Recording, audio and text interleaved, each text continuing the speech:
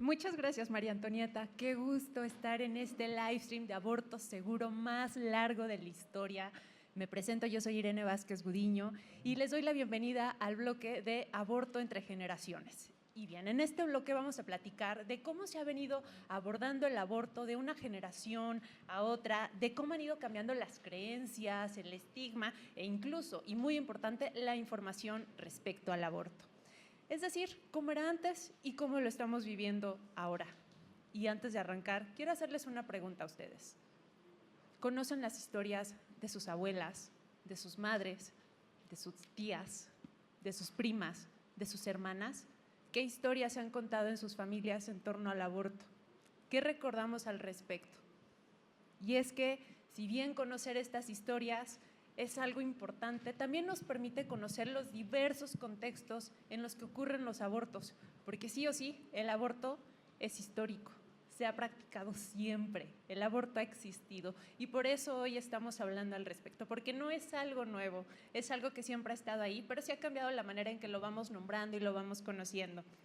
Así que hoy también, por ejemplo, en algunos países podemos ver opciones para acceder a abortos, a procesos autogestionados, pero también que van acompañados, a diferencia de cuando en otros momentos no se hablaba del tema y entonces se vivía más desde la secrecía, desde la soledad, desde el aislamiento, porque de que ocurrían, insisto, ocurrían. También quiero hacer referencia a la diferencia de contextos, al gran abanico que podemos ver en nuestra región, que es América Latina y el Caribe, que presenta un panorama tan diverso y tan contrastante de marcos legales y marcos políticos de acceso al aborto. Tenemos, por ejemplo, países que encabezan importantes avances en esta materia, como un asunto de derechos humanos y también como un servicio de salud reproductiva que está garantizado por los gobiernos y que además está libre de criminalización tanto penal como social. Pero a la par de que todo esto está ocurriendo, hay 5 países, y estos 5 países específicamente en nuestra región, que son El Salvador, Honduras, Nicaragua, Surinam y República Dominicana, que lo prohíben en su totalidad. Entonces, bajo este contexto estamos hablando del tema. Y por ello también desde este live quiero hacer mención y saludar y abrazar a quienes impulsan y sostienen el movimiento en sus países, pero sobre todo en aquellos países que viven contextos de alta criminalización, como lo estamos viendo actualmente en El Salvador, en Argentina y en Nicaragua.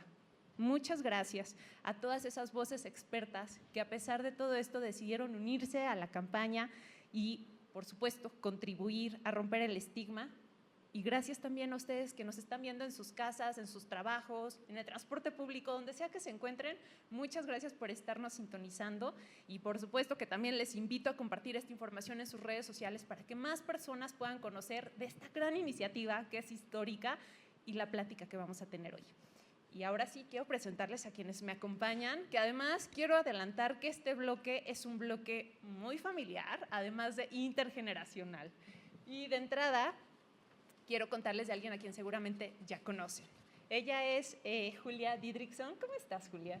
Bien, muchas gracias. Súper contenta de poder estar en este bloque en específico. Gracias, Julia. Julia abrió el live, moderó el primer bloque, entonces probablemente si se unieron desde las 11 de la mañana horario México, ya lo ubican perfecto. Ella es activista feminista y creadora de contenido digital, pero además en esta ocasión viene muy bien acompañada por su mamá, Pilar Muriedas, que además Pilar es activista feminista desde hace 40 años y gestora ciudadana de redes e iniciativas en derechos sexuales y reproductivos, así que es un honor tenerte en este espacio, Pilar, muchas gracias.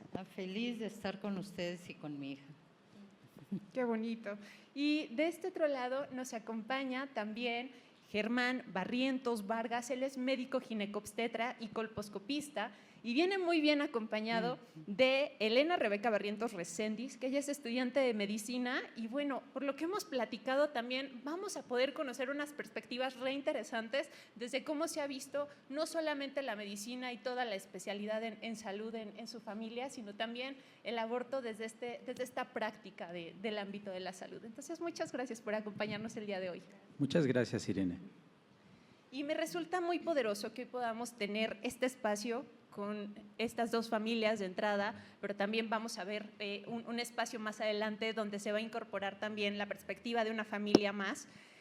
donde vamos a conocer contextos muy diferentes en generaciones distintas y que esto también es importante, conocer las diversas narrativas que acompañan las experiencias de abortos. Así que en un afán de conocer todos estos panoramas y contextos socioculturales de donde cada quien venimos, las creencias con las que crecimos y todas las ideas que nos rodeaban y nos rodean también ahora en torno al aborto, pero vamos a regresar al pasado. Quiero preguntarles cuándo fue la primera vez que ustedes escucharon acerca del aborto. Y en casita también que ustedes puedan pensar, ¿cuándo fue eso?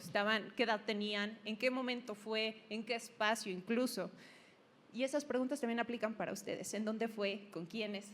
Incluso qué estaba pasando en ese momento. Y si podemos recrear ese recuerdo de la manera más nítidamente posible y que nos cuenten cuál era la narrativa sobre el aborto que había en medios de comunicación, en las escuelas, en ese espacio donde ocurrió ese primer momento. Bueno, yo me enteré de que el aborto existía cuando quedé embarazada. No tenía ni idea, estaba en la Universidad Veracruzana, y bueno, pues de repente no me bajó la regla y le dije a mi compañero, pues era mi novio, después resultó ser el papá de mis 3 hijas, y le dije, pues no me baja. ¿Cómo? Pues él sí ya sabía un poco más, él era profesor de la universidad. Y entonces buscamos y yo realmente ni sabía que era ilegal.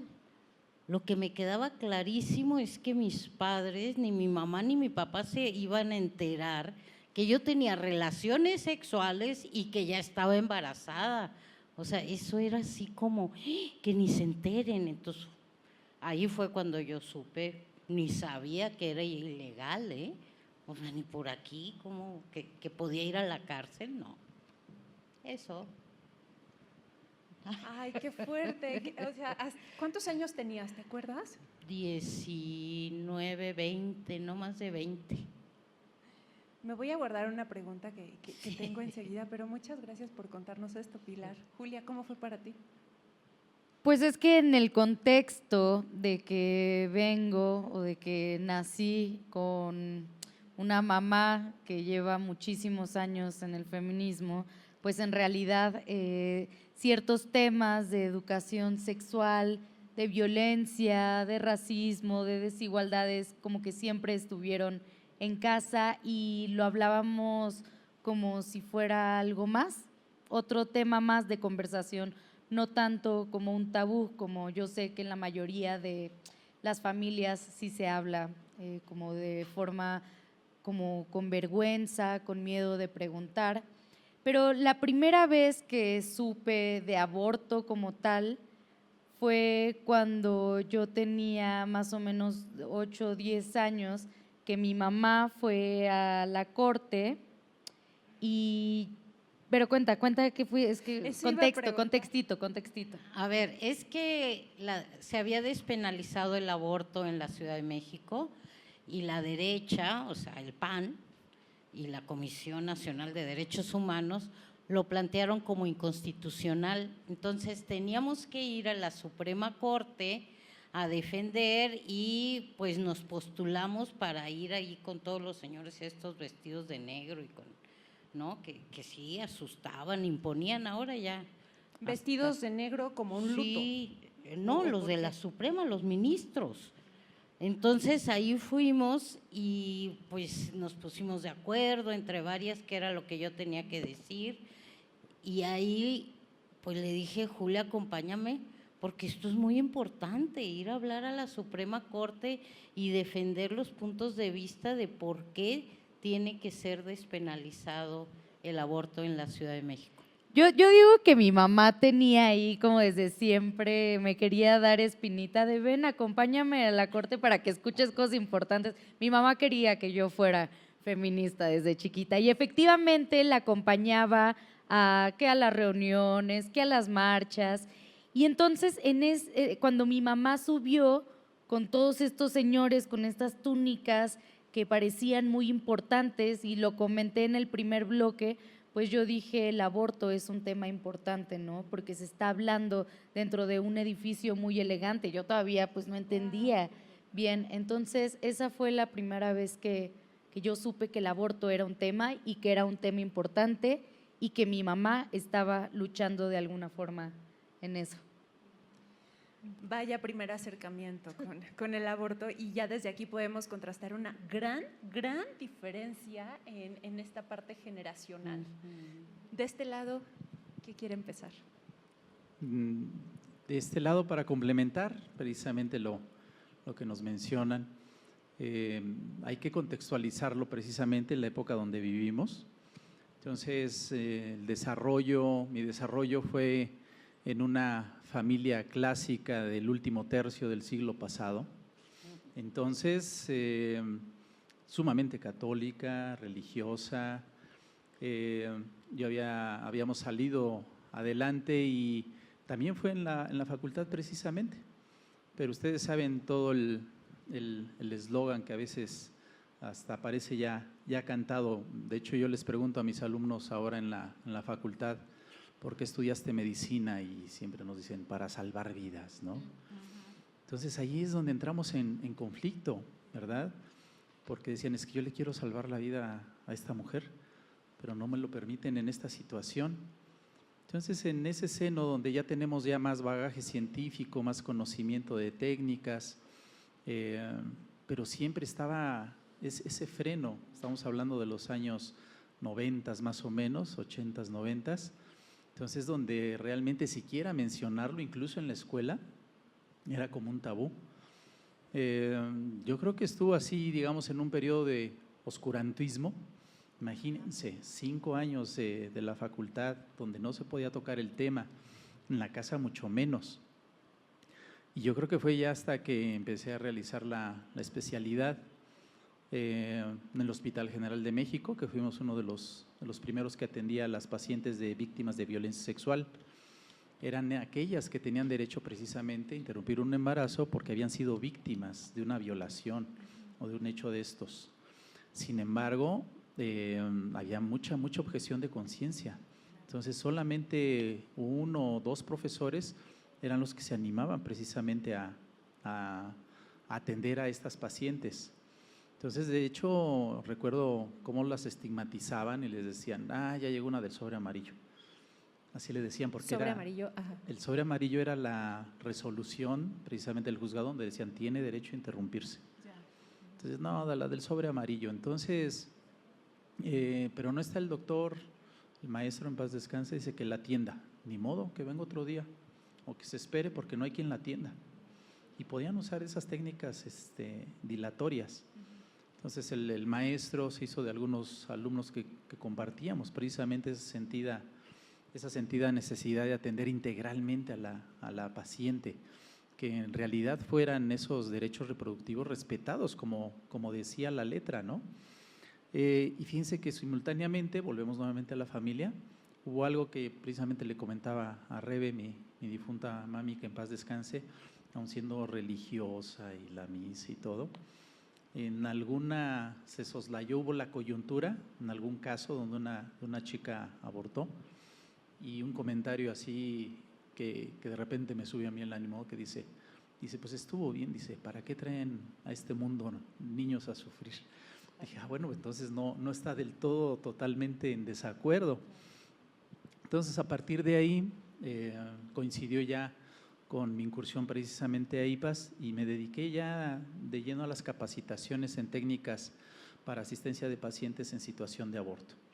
El apoyo que nos brinda la organización es invaluable porque nosotros ponemos todo nuestro empeño, recorrimos toda la República capacitando médicos para atender a este tipo de pacientes, pero siempre, por ejemplo, ahorita con mucho gusto vi a Fer, que nos apoyan en los aspectos legales, el área técnica y ahora todo este bagaje de marketing, de redes, que antes no lo teníamos. Antes prácticamente, por eso las admiro, porque el esfuerzo era nada más de voz a voz. Ahora la difusión afortunadamente es mucha y precisamente somos la generación que antes teníamos la grabadora, el Discman, el iPod, entonces nos sentimos afortunados y ahora las nuevas generaciones, ¿sí?, tienen esa oportunidad de tener más difusión en redes, pero sobre todo mayor apertura. Claro, y perdón que te interrumpa, justo antes me gustaría enfatizar en cómo este primer acercamiento, al menos en tu caso, Pilar, en el caso de Germán, acerca del aborto, se dio en un espacio ya universitario. O sea, estamos hablando de más de 18 años. Cuéntanos, por favor, Rebe. Yo también vengo de la familia de mi papá y pues muy religiosa, católica. Entonces recuerdo que la primera vez que se tocó el tema del aborto fue porque estábamos en casa justamente de mi abuelita, de parte de mi papá. No sé si apareció como una noticia, yo tenía alrededor de 10 años, entonces como una noticia así de despenalización o algo así, y justamente teníamos esta idea pues antiderechos. Entonces, los temas, bueno, a los 10 años yo también, pues claramente no entendía muchas cosas y la religión, pues desde que nací estuvo presente en mi vida. Entonces, del alma y todo eso, que al final ya cuando estudias te das cuenta, pues que no. Pero en ese momento, alrededor de los 10 años, me acuerdo que yo dije, bueno, en mi mente de niña pensé como de no, pero es que está mal, o sea, ¿por qué no se pueden hacer responsables de sus actos? Y entonces, pues ya después de 13 años empecé a crecer más y a entender que es muchísimo más profundo que nada más, o sea, no es solo eso.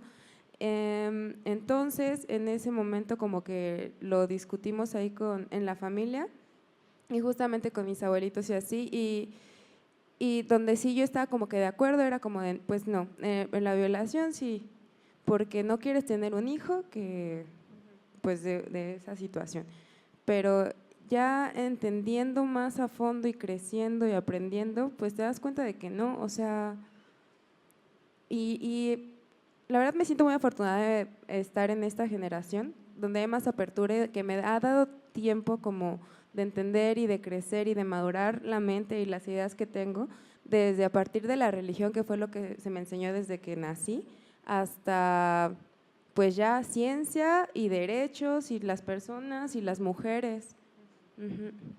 Gracias, Rebe. Y también qué diferente que a pesar de que desde muy chiquitas, o sea, desde los 8 y aproximadamente tú también, empezaron a conocer sobre el tema, fue también desde creencias y contextos muy diferentes. Y cómo con el tiempo todas estas ideas van cambiando y qué bueno que también esto va cambiando y nos vamos cuestionando.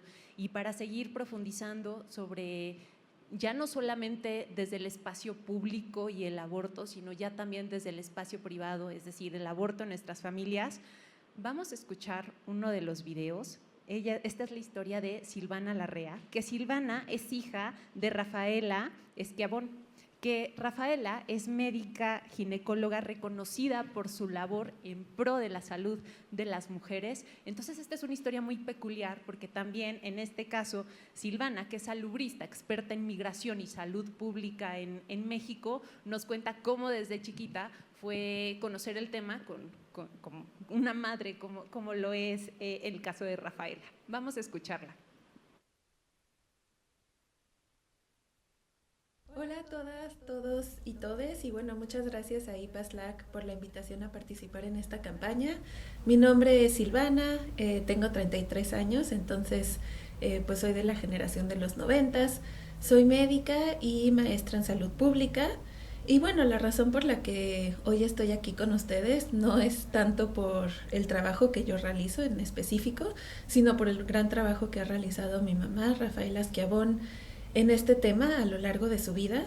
Desde que yo tengo memoria, ha trabajado, ha luchado por los derechos sexuales y reproductivos de personas con capacidad de gestar y ha sido defensora del derecho de las personas a decidir sobre su cuerpo.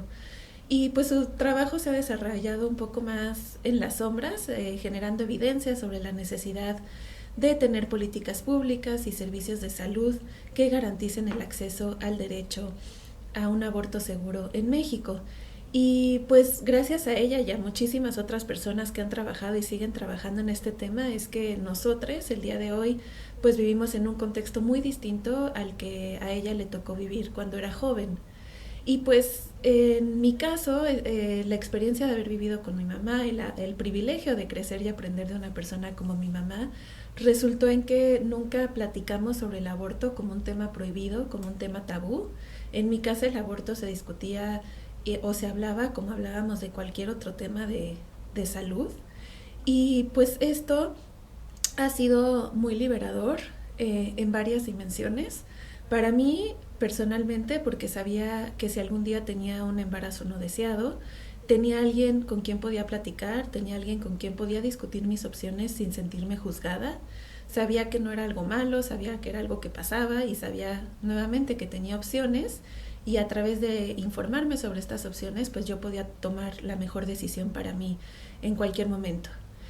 Para mis amigas, porque me tenían a mí o tenían a mi mamá para acercarse y preguntar pues cosas de las que tenían dudas, tener acceso a información, tener acceso a recursos. Y finalmente para mi trabajo, porque pues haber crecido en una casa donde se hablaba de temas de salud sexual y reproductiva, incluyendo el aborto, pero muchos otros sin nuevamente este estigma, esta carga moral, pues hizo que al final yo me dedicara también a temas de acceso a servicios de salud sexual y reproductiva, sobre todo para poblaciones en situación de movilidad.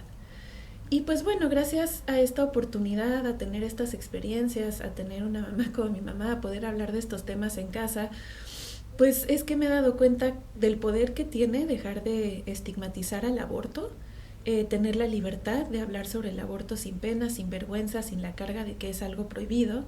Y pues mi esperanza es que algún día el discurso sobre el aborto en los espacios de tomas de decisiones y en la sociedad más en general sea igual que lo que yo experimenté en casa, ¿no? Ese es un discurso enmarcado en los derechos de las personas con capacidad de gestar.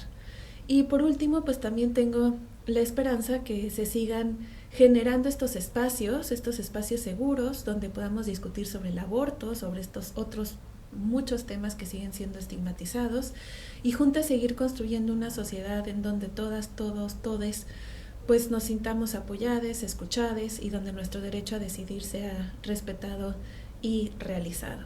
Y pues nuevamente muchas gracias por la invitación y espero que tengan una mesa de discusión muy enriquecedora. Rafaela, qué privilegio tenerte con nosotras en este espacio. Qué privilegio tener a una hija así. Sin lugar a dudas, justo quería preguntarte, ¿qué piensas de todo esto que nos va contando tu hija? ¿Cómo lo viviste tú?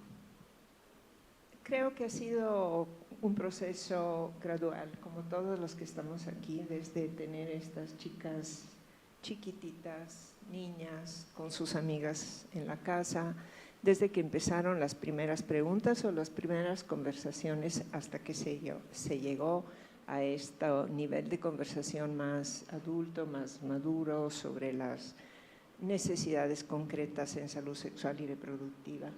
Y verlas madurar y crecer y pues desenvolverse así personalmente y profesionalmente es el regalo más grande que la vida nos pueda dar. Rafaela, ¿siempre tuviste claro qué hablar con ella y cómo contárselo? ¿Qué interrogantes te acompañaron a ti como madre? Realmente creo que la profesión en la cual estuve sumergida toda la vida, yo soy ginecóloga, pero especialmente he trabajado en ginecología infanto-juvenil toda mi vida. Vengo de otro país donde el proceso de despenalización del aborto se llevó a cabo a finales de los años 70, es decir, ya venía yo con una carga profesional y personal, con ciertas ideas bastante claras que por supuesto me generaron ciertos conflictos al principio en este país. Yo llegué a principios de los 80, pues eran tiempos difíciles donde ya había compañeras que trabajaban, por supuesto. Esto me facilitó, me hizo natural hablar de estas cosas con las hijas y con los hijos. Mi marido es un profesional de la salud también, es biólogo de la reproducción, es investigador en nutrición, es decir, no fui solo yo en la familia, fue todo el ámbito familiar que facilitó la conversación.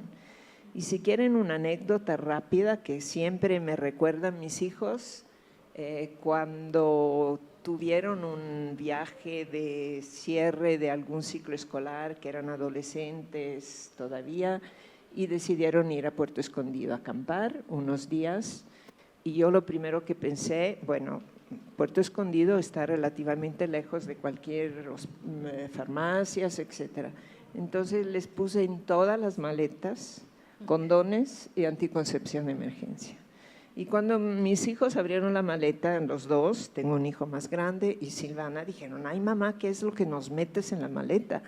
Le dije, bueno, si no los usan, ahí está, pero si sucede algo, pues la primera farmacia está caminando a cuántos kilómetros. Y bueno, no regresó ningún condón y ningún anticonceptivo. Sí, de claro, emergencia. seguramente se usaron. Al inicio de esta transmisión en vivo, María Antonieta comentaba algo que me conmovió muchísimo. Todas, todos y todes amamos a alguien que ha tenido un aborto. Entonces, hablando de cómo ha ocurrido el aborto en nuestras familias, quiero preguntarles, Pilar, Julia, Germán y Rebe, ¿cómo se abordaba el tema del aborto ya dentro de sus familias? Ya nos contaron un poquito, Rebe, tú sobre todo como de estas creencias que lo acompañaban y que estaban muy vinculadas con la religión, pero profundicemos un poquito más, ¿qué postura se tenía? Y profundizando todavía más, siempre hay alguien que piensa distinto y que muchas veces nos motiva y nos impulsa a hacer las cosas diferente y además nos acompaña, que eso es re importante. ¿Ustedes ubican quién tenía ese papel en sus familias? Y también preguntarle si se sabía de alguien que hubiera vivido un aborto en la familia o de plano ni se mencionaba. Ay, pues sí, como ya voy para los 70, déjenme decirles que en mi familia ni se hablaba, o sea, no era un tema.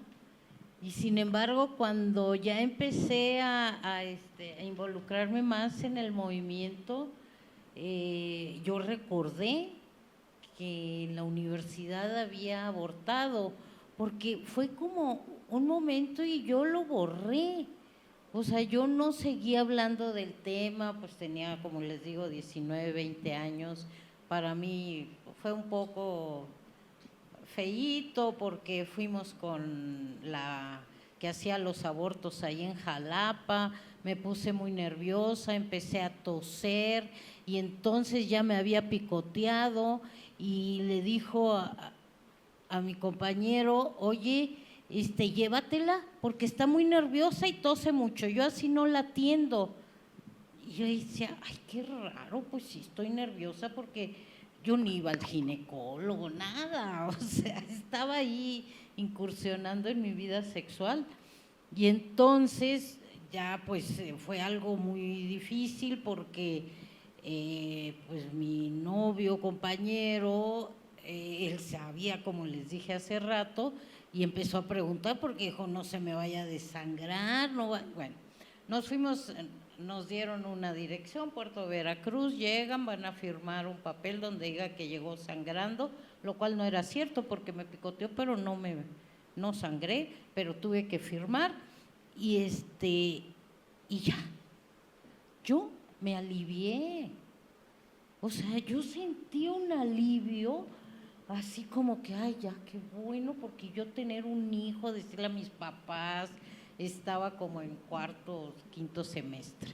Entonces, no era un tema en la familia, yo tengo 6 hermanos, nadie hablaba, ahora me sorprende, ¿no? ¿Cómo no se hablaba? Y bueno, pues eso, pero fíjense que cuando empecé a hacer un trabajo con mujeres en Los Pedregales, aquí en la Ciudad de México, como que me acordé y dije, ¿y cómo abortan las mujeres en una colonia? ¿No? Porque ya andábamos ahí tratando de despenalizar el aborto. Y empecé a preguntarles y me espanté tanto, porque era saber que se aventaban de las escaleras, que se ponían un gancho. Yo decía, ¿qué onda ellas? Y la que más me impresionó fue la que me dijo, pues mis amigas, yo nos metemos un frijol para que germine y entonces jale y abortemos. O sea, yo decía, ¿cómo es posible? Bueno, de ahí salió, pero me fui enterando ya grandecita. Eso es. Pilar, ¿tú contaste alguna vez esta experiencia con alguien? O sea, tu pareja estuvo contigo en ese momento, pero ¿alguna vez lo llegaste a platicar con alguien más? No, ni siquiera cuando fui a la Suprema Corte, ya conté, porque Rafaela me prestó un saco muy lindo, verde azul, para que yo fuera propia a la Suprema Corte, ¿no? Ni ahí, porque yo quería decir que aborté, y ahí, como estábamos entre varias, preparando mi discurso, porque era un lugar importante, les dije, yo quiero decir que yo aborté. No empieces con eso, Pilar, porque de lo que se trata es de sensibilizarlos y darles argumentos, y entonces vas a crear una tensión. Y yo dije, ¿cómo? Entonces no hablo de eso, pero soy terca, bueno, las que me conocen. Entonces llegó el día y lo primero que dije es, con todos los señores ahí de negro, le dije, yo aborté, y todas mis compañeras diciendo, ay, esta Pilar, le dijimos que no empezara así, pero lo compuse. Entonces dije, yo aborté, así decía aquel famoso desplegado de las francesas, cuando Simone de Beauvoir y traca, pero ni ahí, o sea, no se crean que era muy fácil, y creo que aún tampoco, ahora. O sea, no es fácil hablar del aborto, pero bueno, por ahí va. Y ya me callo porque me dijo Julia que no te agarres y no sueltes la sal y pimienta. Ajá, así es. Es que ahorita me estaba acordando de otra anécdota. O sea, sí, la primera vez que escuché sobre aborto fue en la Suprema Corte. Después hablábamos, pero no, o sea, se tocaba como algo muy, muy natural. Pero me acuerdo una vez que estábamos mi mamá y yo en Reforma y había una concentración de gente provida, ¿te acuerdas? Vestidos y vestidas pues de azul celeste. Y mi mamá lo primero que hizo al verlos fue gritar, ¡yo aborté! O sea, mi mamá irreverente siempre. Y ahí como que reforzó la idea en mí de, es que es una lucha, ¿no? Esta es una lucha, no es simplemente en lo individual que ella haya abortado, sino que yo empecé a entender el aborto como un derecho que deberían de tener todas las mujeres, pero que en realidad pues no todas las tenían. Y me acuerdo que ya un poquito más grande, cuando conversaba con mi mamá sobre aborto, hablábamos de que las ricas abortan, ¿no? De que las ricas abortan en condiciones pues muy chidas, todo, pero que son las mujeres pobres las que mueren o las que morían en abortos clandestinos o las que tenían tal vez más desinformación, como esto que nos contaba de los ganchos. Me acuerdo que, y lo platicábamos en el primer bloque, en los medios de comunicación, en las telenovelas, en La Rosa de Guadalupe, Mujer Casos de la Vida Real, y estas novelas sumamente vistas por un montón de personas, ponían al aborto como un procedimiento sumamente peligroso.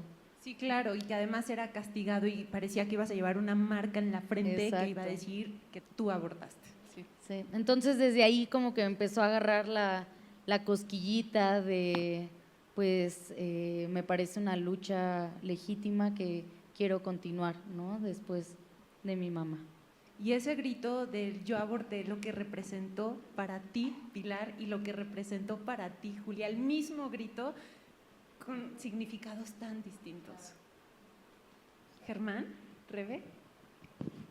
Sí, volvemos a contextualizar la evidencia. También en ese finales del siglo pasado, obviamente, tenemos reminiscencia desde la facultad, porque antes ni por aquí nos pasaba, o sea, era muy común, por ejemplo, que en la secundaria, en la prepa, ya se robaron a la compañera, pero se veía como algo normal. A los 14, 15 años, ya se casó con el de 28, 30 años, y de ahí ya no volvíamos a saber si había sido feliz, si había tenido hijos, si había abortado. Entonces como que estábamos en nuestra cápsula, en un caparazón. Entonces esos tiempos de secundaria, creo que si éramos muy niños, era puro fútbol y amigos y ya. Entonces, pero volvemos nuevamente ya cuando empezamos a tener conciencia y vemos los casos más de cerca. El otro problema aún a finales del siglo pasado precisamente era la estigmatización del médico, como les decía a mi maestro, ¿verdad? Entonces, estábamos en esa encrucijada de, pues yo la quiero ayudar, pero me voy a desprestigiar, se va a ver mi bata blanca manchada.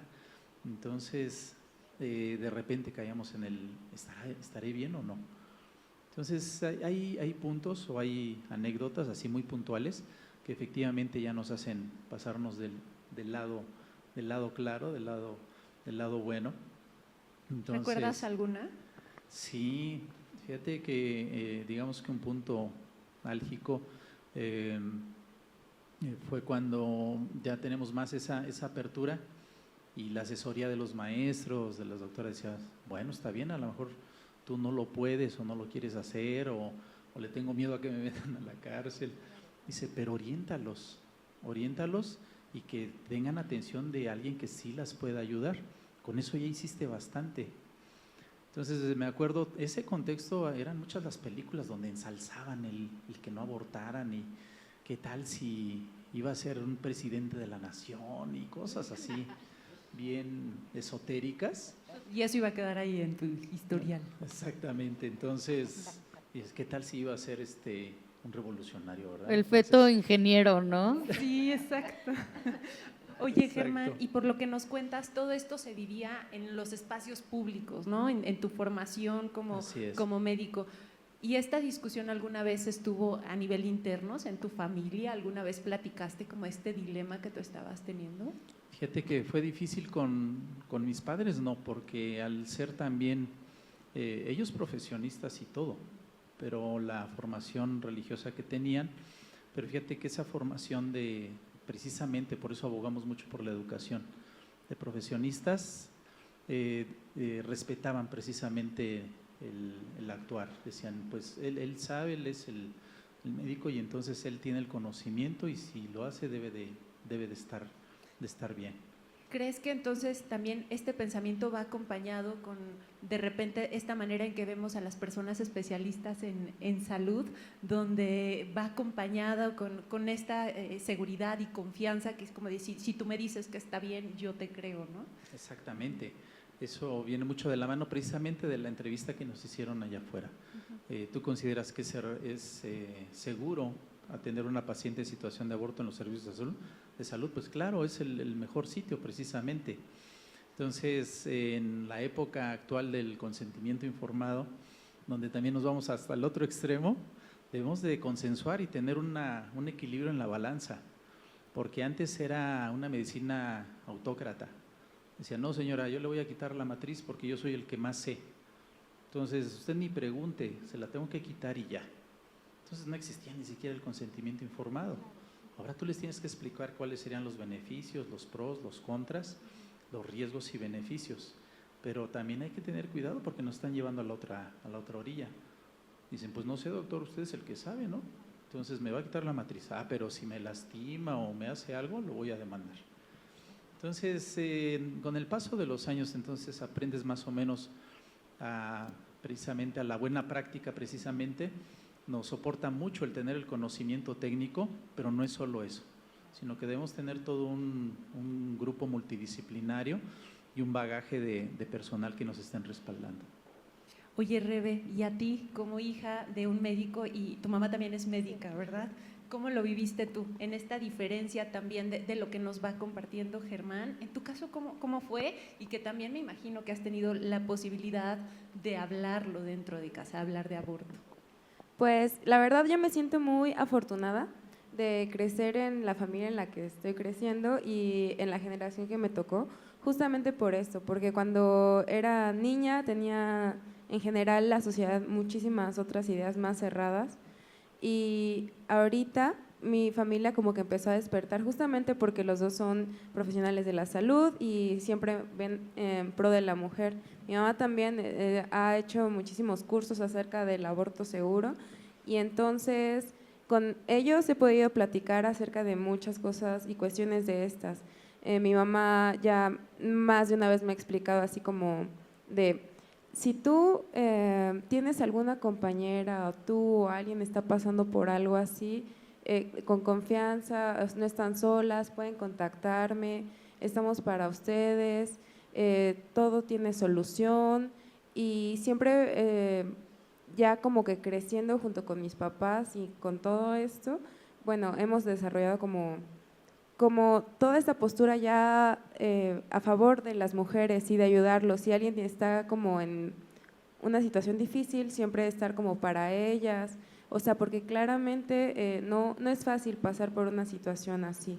Entonces, sí me siento muy afortunada. Mi contexto fue diferente al de mi papá, porque, por ejemplo, yo a esta edad ya tengo una apertura en mi facultad y con mis amigas y con mis grupos sociales, también con el internet, puedo informarme un poco más fácil, puedo también difundir información de forma más fácil, acompañar a personas de manera más fácil y que lo tenían mis papás. Y también pues ellos siempre me han apoyado y han estado ahí para pues acompañar todos a las mujeres que lo necesiten. Muchas gracias, Rebe. Ay, qué bonito. Esta diferencia tan contrastante que cada vez, mientras más vamos hablando, más se hace evidente. Y voy a hacer también aquí una pausa porque tenemos muchas preguntas de nuestra audiencia, pero también varios testimonios. Y creo que también mucha gente de nuestra audiencia está conectando con lo que estamos hablando acá. Hay un testimonio que sí me gustaría retomar. Dice, mi madre a los 13 años me dijo que las mujeres abortaron siempre y lo seguirán haciendo, o sea, a los 13 años. Le agradeceré toda la vida y cuando a los 21 años me acompañó también a colocarme un DIU. Muchas gracias por contarnos esto y les voy a compartir ahorita 3, 4 preguntas porque tenemos un montón y me parece que se engloban en temas que tienen que ver también con estigma en esta relación entre diferentes generaciones. La primera… Híjole, estaba para mamás y papá. ¿Cómo hablaste por primera vez con tu hija sobre aborto? Que además me parece que ustedes ya lo contaron un poquito. Entonces, yo sugeriría si podemos dar algún consejo de cómo empezar a hablar de este tema, suponiendo, no sabemos el contexto, pero imaginemos que en esa familia no se ha hablado antes del aborto y que este live stream está marcando ahí un hito dentro de esa familia. ¿Cómo le haríamos? Muy bien. Es importante, a partir de la apertura que precisamente nos dice Julia, nos dice Rebe, sí, tenemos ya más herramientas. Entonces, realmente para poder tener esa plenitud en salud reproductiva, debemos echar mano de esas herramientas. Entonces, verlo ya como lo estamos viendo en la actualidad, como algo más natural. No tan banal quizá como algunos maestros decían, pues es como una gripa, bueno, no tanto, pero sí de una manera no tan estigmatizada ni tan perversa, porque le querían dar ese cariz precisamente. Entonces, la apertura tiene que irse dando precisamente como lo hacen cuando empezamos a hablar de la primera menstruación, por ejemplo. Entonces, es algo que te va a pasar de manera natural, precisamente, es el funcionamiento de tu ovario, aparece la menarca a la vez. Entonces tú ya vas a estar capacitada, precisamente vas a ovular. Entonces lo ideal en todos los ámbitos sería siempre la prevención, pero como dice Rebe, por alguna cuestión que a veces escapa de las manos, estar preparados y no convertirnos en jueces para poder juzgar los casos de que se tratan. Entonces yo creo que desde la niñez irlos acompañando, ¿sí?, durante todo ese trayecto hasta que ya tienen una etapa madura adulta. Claro, acompañar sin juicio, por favor. Yo aprovecharía, y es para hacer publicidad a este live, aprovechen con sus hijas, con su familia, con sus nietas, con sus sobrinas, aprovechen para ver juntos este programa. Y a partir de eso platíquenlo, si no lo han platicado nunca. Creo que idealmente debería ser una construcción gradual de la comunicación dentro de la familia. A veces los papás, las mamás no pueden, no saben, se sienten incómodas. Identifiquen ese adulto en la familia, esa tía. Yo he sido la tía de muchas familias a las cuales han recorrido para información o para resolver problemas. Pero identifíquenla, en todas las familias hay alguien que sabe o que está más cómodo que nosotras, si es que nos cuesta trabajo. Vayamos aprendiendo juntos. Yo cuando trabajaba en la clínica, en el Instituto Nacional de Pediatría, que trabajé muchos años, Y por muchos años lo que más me llamaba la atención era la soledad en que en ese entonces las niñas y adolescentes tenían que tomar sus decisiones. Eso era lo que más me estrujaba el corazón. Ahorita afortunadamente creo que están menos solas, que hay más oportunidades de comunicación, de diálogo, de fuente de información, pero si siguen sintiéndose incómodas, háganlo juntos con otros adultos. Y la posibilidad de platicar a partir de las reflexiones de todo el día de este espléndido live stream que estamos construyendo juntos, aprovéchenlo, disemínenlo, véanlo juntos, vuelvan a oírlo y piensen en cómo iniciar esta conversación. Creo que lo más importante siempre es el mensaje: conmigo puedes hablar, de esto puedes hablar, a lo mejor no sé, a lo mejor en este momento no tengo la respuesta, pero vamos a buscarla juntos. Pilar. Sí, por eso acepté cuando me invitaron a participar en esta campaña, porque dije, qué importante es que se disemine por donde quiera la información. Yo me acuerdo que mi hermana de 12 años, cuando su primera menstruación, ahorita que Germán hablaba de eso, empezó a llorar y a gritar y le dijo a mi mamá: mamá, estoy embarazada. Bueno, mi mamá, si no se desmayó, ¿cómo que estás embarazada? Sí, me está saliendo sangre. No, esto expresa mucho. O sea, si no se habla ni siquiera de la menstruación, pues ¿cómo vamos a estar hablando ya de un proceso reproductivo, de la capacidad que tenemos de embarazarnos?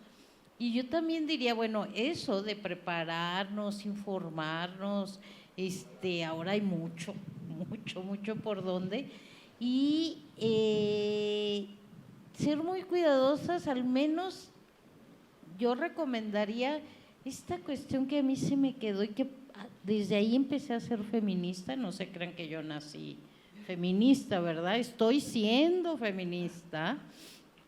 Es el derecho a decidir si, cómo y cuándo tener o no tener hijos. Para mí, haber escuchado eso de Marta Lamas, ¿no? Hace 40 años, dije, pues sí, ¿no? ¿Con quién, cómo tener o no tener relaciones sexuales? ¿Cómo, cuándo y con quién ser mamá o no ser mamá? Entonces, yo creo que eso desde chiquita, o sea, el derecho a decidir, se puede empezar a hablar porque se te va quedando. Y entonces ya después dices, bueno, pues no quiero tener ahora un hijo o pues sabrá Dios lo que nazca, pero ahora no lo quiero, que fue un poco lo que a mí me pasó, no lo quise, no quería. Después ya tengo uno de 40 y tengo Julia, que me salieron 2, Julia tiene un mellizo, y he sido muy feliz. Yo decidí embarazarme, lo que ya no pude decidir es que quería tener uno y que me salen 2. Y a ver, entonces, que hubieras abortado a uno y al otro no. No, es así. Yo iba a preguntar si era queja. No, lo que pasa es que pues uno se embaraza pensando ya con decisión, pues pensando que pues sale un chamaquito, chamaquita y que me salen 2. No, yo soy feliz. Fue difícil. Es que yo quiero hacer una duda bastante genuina para los doctores aquí. Si salen 2, ¿puedes abortar uno? O sea, si no quieres hacerte cargo de 2, porque es una chinga realmente tener 2, ¿puedes? No, ¿verdad? ¿No se puede? No sé si esta es pregunta para el bloque de aborto seguro o para creencias y valores de aborto. Espérenla, por favor, próximamente. Es para que no se desconecten, exacto. Bueno, que sí. Para que sigan oyéndonos.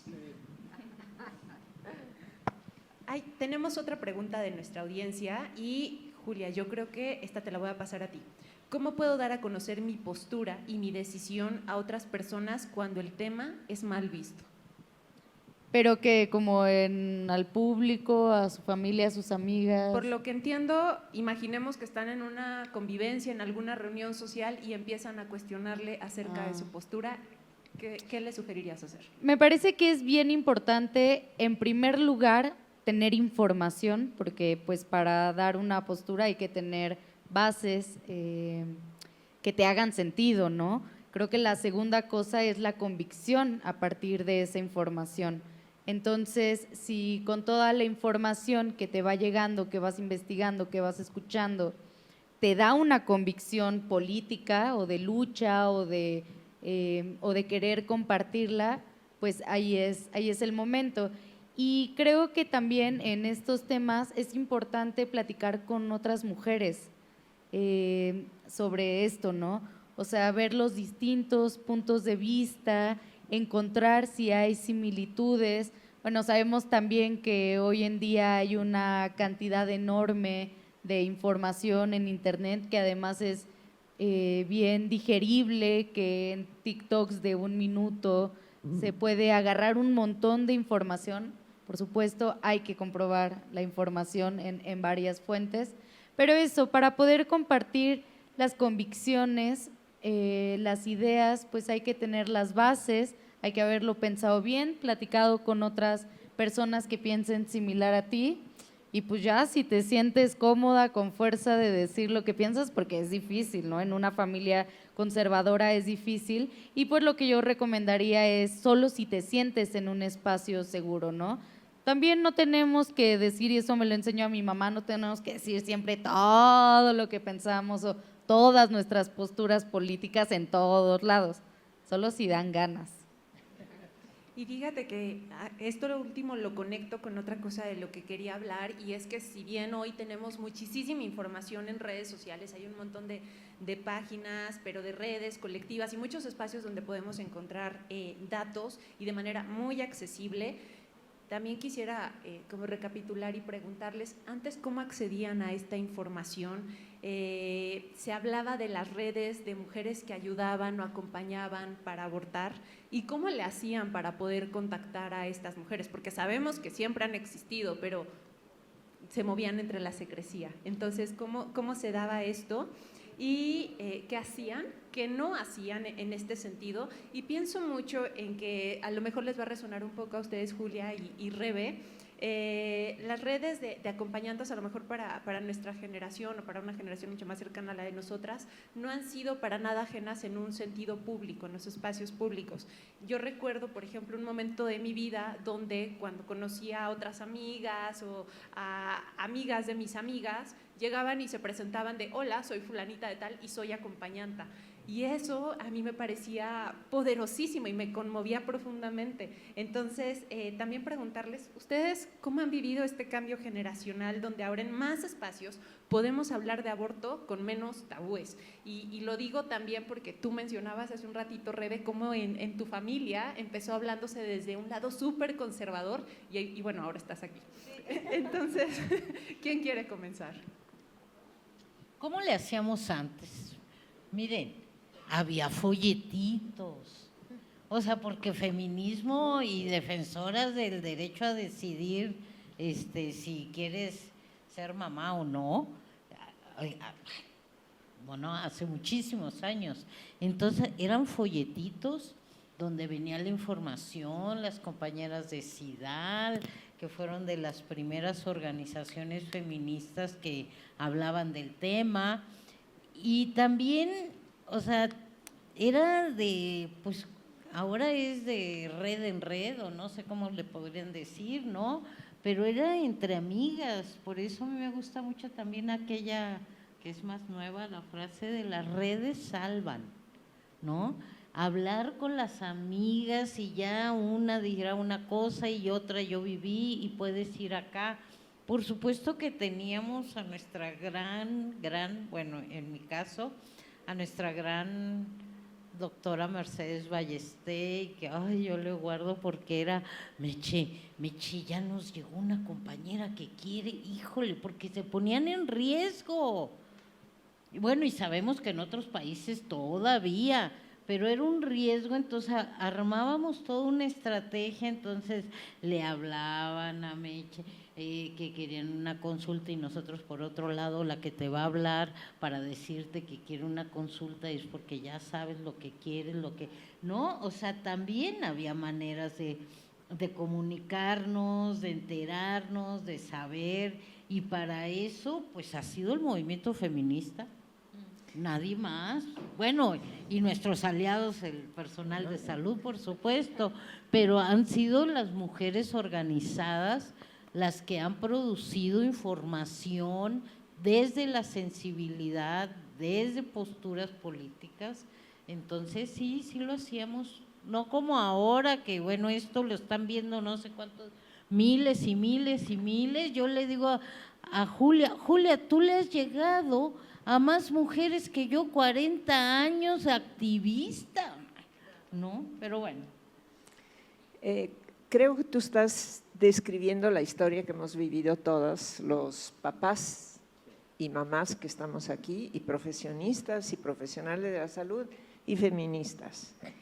Creo que la gran revolución en esto ha sido el descubrimiento por parte de las mujeres y por parte de las mujeres de esta región del aborto con medicamento.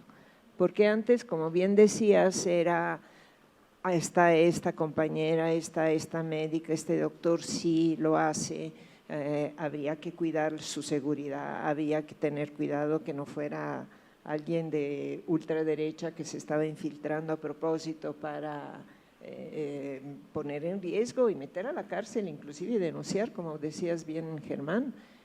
Te ponías en riesgo tú mismo y tu profesión y tu honorabilidad y todo la gran revolución ahorita, el enorme potencial que se ha generado a través del aborto con medicamento es, creo yo, todavía difícil de medir, porque a través de una información, de un folletito, de un blog, etcétera, tú puedes explicar tranquilamente a las personas cómo realizarse un aborto con pastillas.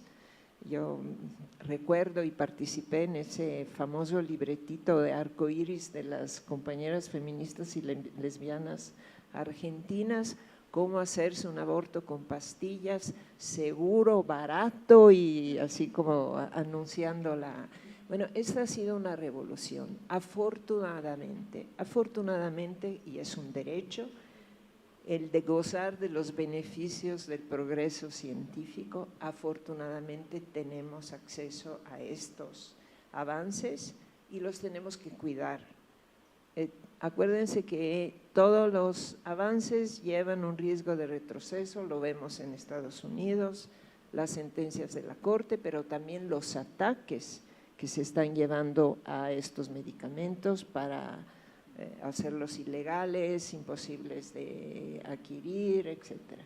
Entonces sí creo que afortunadamente junto con este movimiento, estas redes, ya yo creo que son miríades de redes de acompañantes y más en nuestra región, en nuestro continente, tenemos acceso a medicamentos seguros, baratos, accesibles, que permiten digamos, realizar interrupciones seguras en prácticamente todos los contextos. Con el acompañamiento, eso sí es clave, es importante, tener la vinculación con los servicios de salud, una vinculación que no sea crítica, que no sea cuando la mujer sí y cuando la mujer necesite llegar para atención porque está sangrando un poco más de la cuenta o porque quiere estar segura de que el medicamento funcionó, no estar ahí juzgándola, diciéndole ya te dije porque le hiciste las cosas solas, etc. Pero sí creo que hay que valorar esta potencialidad enorme que nos trae la disponibilidad de medicamentos como misoprostol y como mifepristona. En esa situación, y ya como complemento, no es comercial, pero quiero ensalzar precisamente toda la labor que ha hecho IPAS. Obviamente la cuestión del internet, las tecnologías, ha sido un boom, pero el esfuerzo que tenían era titánico. Y tiene razón Pilar, efectivamente. Yo recuerdo la primera vez fue un bomberazo que le di a mi maestro Vallegay, que me dijo, no puedo ir a Tlaxcala, ve y da tú la plática de Ameu. Sí, maestro, ¿cómo no? Yo voy. Cuéntanos qué es Ameu para quienes no conozcan. Ay, perdón, sí. Es una técnica, se llama aspiración manual endouterina y es la mejor alternativa para atender a las pacientes en situación de aborto. Me parece increíble que todavía a la fecha, entre paréntesis, se sigue usando el legrado uterino instrumentado. Es algo aberrante, pero bueno. Entonces sí vamos a capacitar, ahí les hablo precisamente de esa apertura. Fuimos a la universidad y fuimos con las enfermeras, o sea, ni siquiera fue a la Facultad de Medicina, a enseñarles Ameu, aspiración manual endouterina, como una alternativa. Entonces, en ese contexto de que tenía que ser todo soslayado, era atención a la mujer en situación de aborto, o sea, la paciente ya abortó, tiene un huevo muerto, pero ya sabíamos que era la mejor técnica cuando todavía no había mucha difusión. Ahora, después de ahí, el esfuerzo que hacían todos estos ejes CENIPAS, ahí conocí yo a DDCERDE, conocí a DEGIRE, todas estas organizaciones que en realidad, tú sabes que en muchas de ellas hay un líder, una lideresa, no, aquí eran todas sabían y era una organización bien establecida y yo sabía y tenía la confianza de que si una paciente era víctima de violencia de género, que si había sido violada, yo podía darles atención médica, pero sabía que el complemento legal, psicológico, lo podíamos encontrar acá. Ahora, no solamente con los folletitos, porque efectivamente estaban ahí a la entrada, primero en Pachuca y después en Concepción Beistegui. Ahí me voy a llevar porque en algún momento se van a necesitar. Ahora ya nada más era un www.bla bla bla y rápidamente. Entonces esa es la situación del antes y de la apertura. Muchas gracias, Germán. También quiero enfatizar que si bien ahorita estamos 6 personas hablando del aborto y de nuestras propias experiencias, o sea, ni siquiera somos un pedacito de representatividad de toda la diversidad de historias que podemos encontrar y diversidad de contextos. Y en ese sentido también es muy importante que tengamos muy presentes que los contextos en los que ocurren los abortos no son homogéneos, o sea, no es la misma historia ni se dan en la misma circunstancias, están atravesados por un montón de cosas. Al principio de este panel, Pilar, mencionabas de cómo cuando tú fuiste a comunidades y preguntabas de, bueno, ¿cómo abortan? Desde allí, o sea, antes de empezar a hablar de aborto es preguntar qué está pasando, por qué estás abortando, cómo estás abortando, pero también es un asunto que tiene que ver con antirracismo y que tiene que ver también con la diversidad sexogenérica, el cómo nombramos, se atraviesa por varios elementos y por eso también nos parece muy importante escuchar la historia de Naomi Chalá. Naomi es fundadora de la colectiva La Movida Antirracista y también es integrante de IPAS Latinoamérica y el Caribe. Y en su video, que además es un video que me conmovió profundamente, nos platica la historia de su abuela y de ella misma, como mujeres negras en Ecuador y cómo las historias de abortos no eran ajenas en su contexto.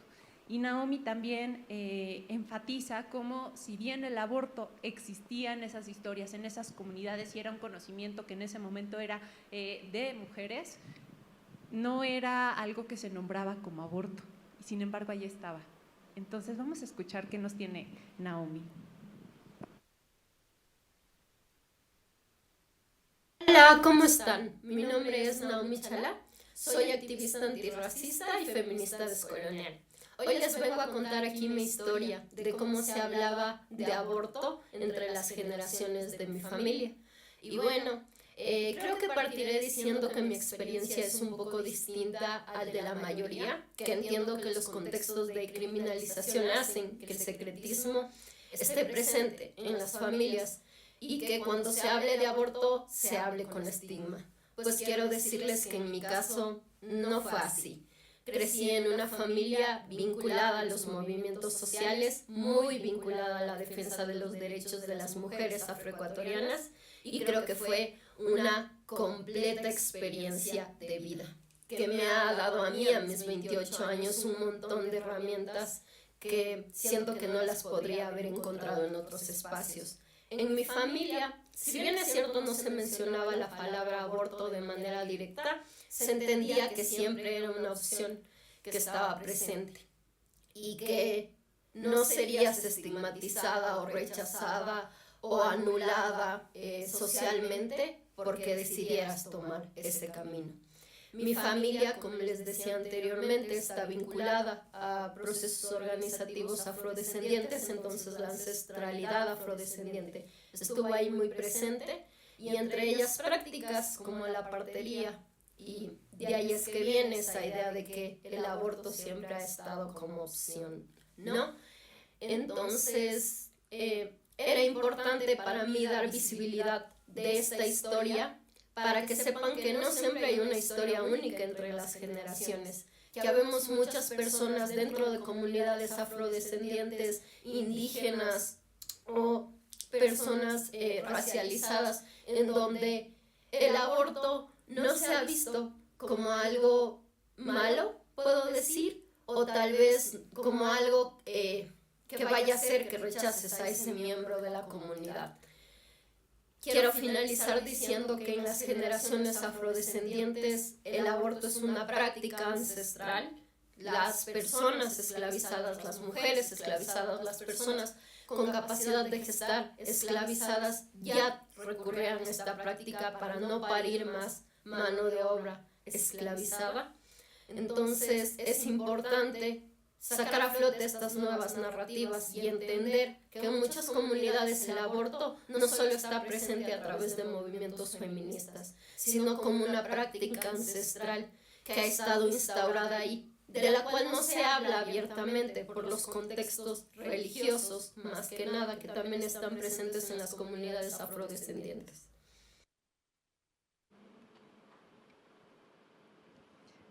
Y precisamente vinculado con el testimonio que nos comparte Naomi, tenemos una pregunta de nuestra audiencia que tiene que ver con cómo ha cambiado la percepción del aborto a través del tiempo, pero no solamente en general, sino también cómo hemos podido ver esto en diversas culturas. O sea, cómo ha sido este cambio cultural en torno a la mirada hacia el aborto. ¿A quién le gustaría responder? Me gustaría retomar la historia de Naomi pensando en las abuelas. Y en algún momento cuando discutíamos sobre esta mesa, yo recordé cómo me conmovió la aparición en la escena de la discusión del aborto en Argentina de las abuelas. Las abuelas que habían combatido otras batallas, las abuelas de Plaza de Mayo, etcétera, cómo fueron protagonistas de la lucha para la despenalización del aborto, sobre todo en Argentina. Creo que fue, bueno, por lo menos para mi percepción, fue cómo irrumpieron en la escena. Y en algún momento he pensado que las abuelas tienen sabiduría, porque pues ya somos viejitas, como dice, bueno, la antigüedad ayuda, da la capacidad de ver las vicisitudes de la vida desde una postura más madura. A veces las y los jóvenes somos idealistas, a veces somos radicales en nuestras visiones. Las mamás tenemos muchas cosas de las cuales preocuparnos y las abuelas podemos tener como esa postura un poco más lejana, una visión un poco más desde arriba. No se olviden de sus abuelas, platiquen de estas cosas con ellas y recuperémoslas. Las abuelas hemos vivido el 68, hemos vivido ciertos ideales de una izquierda, creo yo, muy rica, muy idealista, efectivamente, no siempre pragmática y capaz de traducir en los hechos sus visiones, pero recuperen las abuelas. Yo quería decir con esta pregunta y con el testimonio de Naomi que efectivamente tiene una lógica colonial el prohibir el aborto, ¿no? Porque si pensamos en todos los territorios colonizados, pues antes se abortaba, ¿no? Pero a partir de que colonizan Europa, coloniza estos territorios, pues entonces también trae esta colonización de las ideas, de los pensamientos, nos imponen una religión, que sabemos que la religión y bueno, los fundamentalismos religiosos son de las principales discursos para que las mujeres no puedan abortar de forma libre. Entonces me hizo mucho sentido lo que dice Naomi, efectivamente viene, ¿no? Con una lógica colonial. Eso, y no sé cómo se vive el aborto, por ejemplo, en África, pero al menos acá sí podemos rastrear ese origen, ¿no? Y es importante nombrarlo. Y un poco vinculado con este tema, pero no directamente con el aborto, hace unos días estuve en la presentación de un libro que se llama Matrices Indignas, en la que se cuenta la historia de la esterilización forzada en mujeres. Pero también no estamos hablando de mujeres ricas, por ejemplo. Entonces, ¿con quiénes sí aplicaba esta esterilización forzada y a quiénes sí aplicaban también estos abortos? ¿En quién sí estaba bien visto decir como que le hagan un aborto? ¿Por qué tiene más hijes? Y este es un discurso que también ha acompañado este tema y que podemos ver cómo generacionalmente ha estado presente, en qué escenarios ha sido algo que sigue siendo incómodo, pero que de alguna manera estaba como socialmente aprobado, porque era como de, pues no tienes las condiciones para poder maternar, pero en ciertos contextos era como de, pues bueno, acá no, acá sí. No sé si a alguien le gustaría profundizar un poquito al respecto de cómo esta discusión que antes iba muy acompañada del estigma, ahora ya la estamos haciendo pública, la estamos cambiando también y estamos ahí poniendo en evidencia de cómo eso implica un montón de violencias, ¿no? Y yo sigo recordando mucho tu testimonio, Rebe, respecto a tu propia historia, de cómo desde un contexto tan apegado a la religión, muchas veces ese también ha sido un espacio en el que se pueden cobijar ciertas creencias y no cuestionarse. Y yo quiero preguntarte también a ti específicamente, ¿cómo empezaste a cuestionarte? Y que además la religión finalmente vino acompañada de una serie de valores que acompañaron tu formación y tu crecimiento. ¿En qué momento te cuestionaste y dijiste, puede ser que por aquí no? ¿Y cómo te confrontó esto a nivel personal? Porque una cosa es que a lo mejor como estudiante de medicina digas, esta práctica es un derecho a la salud, pero a nivel personal, ¿eso te ha movido en algo? Pues yo creo que como a los 13 o 14 empecé a entrar en el feminismo y como muchas entré en el feminismo de la libertad. Entonces, bueno, de ahí empecé a ver que teníamos muchos derechos y cosas así y seguía pensando en lo de la religión, de que hay un Dios y del alma, pero después cuando ya seguí como estudiando como en la preparatoria, pues empecé también como a interesarme más por las ciencias y entonces empecé a conocer muchas cosas que la verdad es que la religión no tiene bien establecidas y entonces te hace cuestionarlas cada vez más y decirte, pues es que es más fácil que esto me esté mintiendo a cosas que están en bases y que al final, a ver, estamos aquí nosotras, aquí yo sí puedo ver a una mujer que está sufriendo, yo sí puedo ayudar a una mujer que está en esta situación, puedo acompañarla, puedo escucharla, puedo estar con ella, puedo ayudarla a buscar alternativas, mientras en otras cuestiones como son la religión te cierran las puertas y como que no les importa. Y es que creo que desde ahí empezó, desde que empecé a ver que como que la religión era muy machista, patriarcal y no me gustó y las mujeres siempre éramos, bueno, en general la sociedad es así, pero en la religión se veía más cómo éramos sometidas las mujeres. Entonces desde ahí creo que empecé como a desapegarme de eso, empecé a, pues sí, básicamente a dejar como atrás esas creencias con las que estuve creciendo para darme cuenta y empatizar en general con las mujeres, porque al final todas estamos sufriendo eso y como habían comentado anteriormente, las tenían peor las personas con bajos recursos. O sea, yo estoy en una situación de privilegio básicamente porque mis papás son doctores.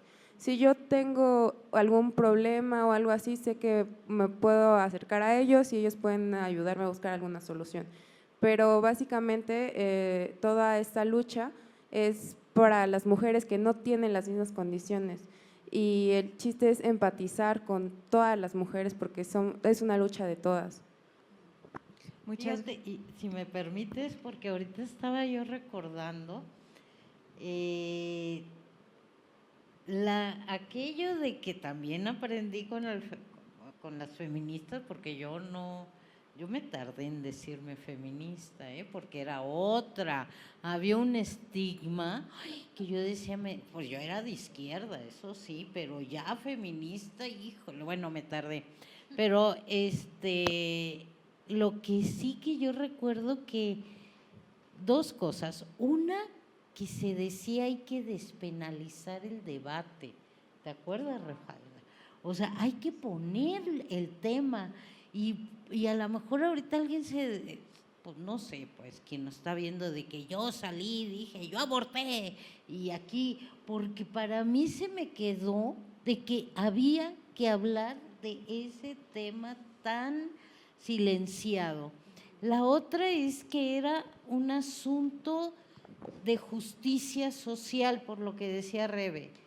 O sea, ¿por qué las de bajos recursos, o sea, arriesgan, quedan imposibilitadas por problemas de matriz o se mueren?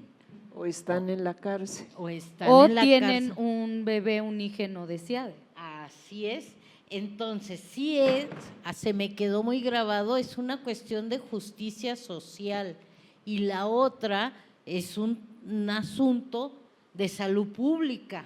O sea, no se resuelve nada más en lo personal, sino que es un problema que tiene que asumir el Estado y que tenemos que ser responsables, hombres, mujeres y autoridades y personal de salud, ¿no? Entonces, con ese aprendizaje llegamos a la despenalización del aborto en Ciudad de México, que fue, ¿no?, ¿verdad? Gritábamos y estábamos en el Congreso felices porque había sido un trabajo de mucha incidencia, convencimiento y todo. Eso que yo aprendí después lo aprendí estando en Salud Integral para la Mujer, CIPAM. Todo eso yo lo aprendí, después me fui a vivir a Oaxaca, allá estuve 10 años y cuando se empezó a ver que había posibilidades de despenalizar el aborto, nadie se la creía, pero igual, o sea, todo lo que yo había aprendido por acá, y había compañeras que también sabían mucho de incidencia, era ir convenciendo con estos dos argumentos. O sea, es una cuestión de justicia social y de salud pública. Y fuimos diputado por diputado y diputada por diputada y nos decían que sí y todo. Y bueno, cuando lo logramos teníamos afuera del Congreso de Oaxaca mujeres hincadas rezando, sufriendo y los señores curas con el micrófono diciendo que éramos malas y que nos íbamos a ir al infierno y todo lo que ya sabemos, y las mujeres, muchas sufriendo, porque estábamos despenalizando cuando también hemos dicho que nadie se tiene que abortar si no quiere. Yo retomaría brevemente, sé que hay muchas preguntas ahí entre tus manos que están llegando, qué bueno que nos están oyendo, pero retomaría un poco este tema de la religión. Yo llegué a una familia muy religiosa aquí en México, me casé con un hombre que viene de una familia profundamente religiosa, pero puedo decir, y sin profundizar, que el aborto sucede en todas las familias, en las familias ateas, religiosas, agnósticas, judías, etc. Y cuando les sucede, todas piden ayuda, información, consejo. Entonces, creo que este tema de la religión tiene dos facetas, uno lo que dices y otro lo que haces. Y también creo profundamente en un Dios, en cualquier religión, que no sea un Dios que condena, que castiga, sino que te entiende y te acompaña. Muchas gracias.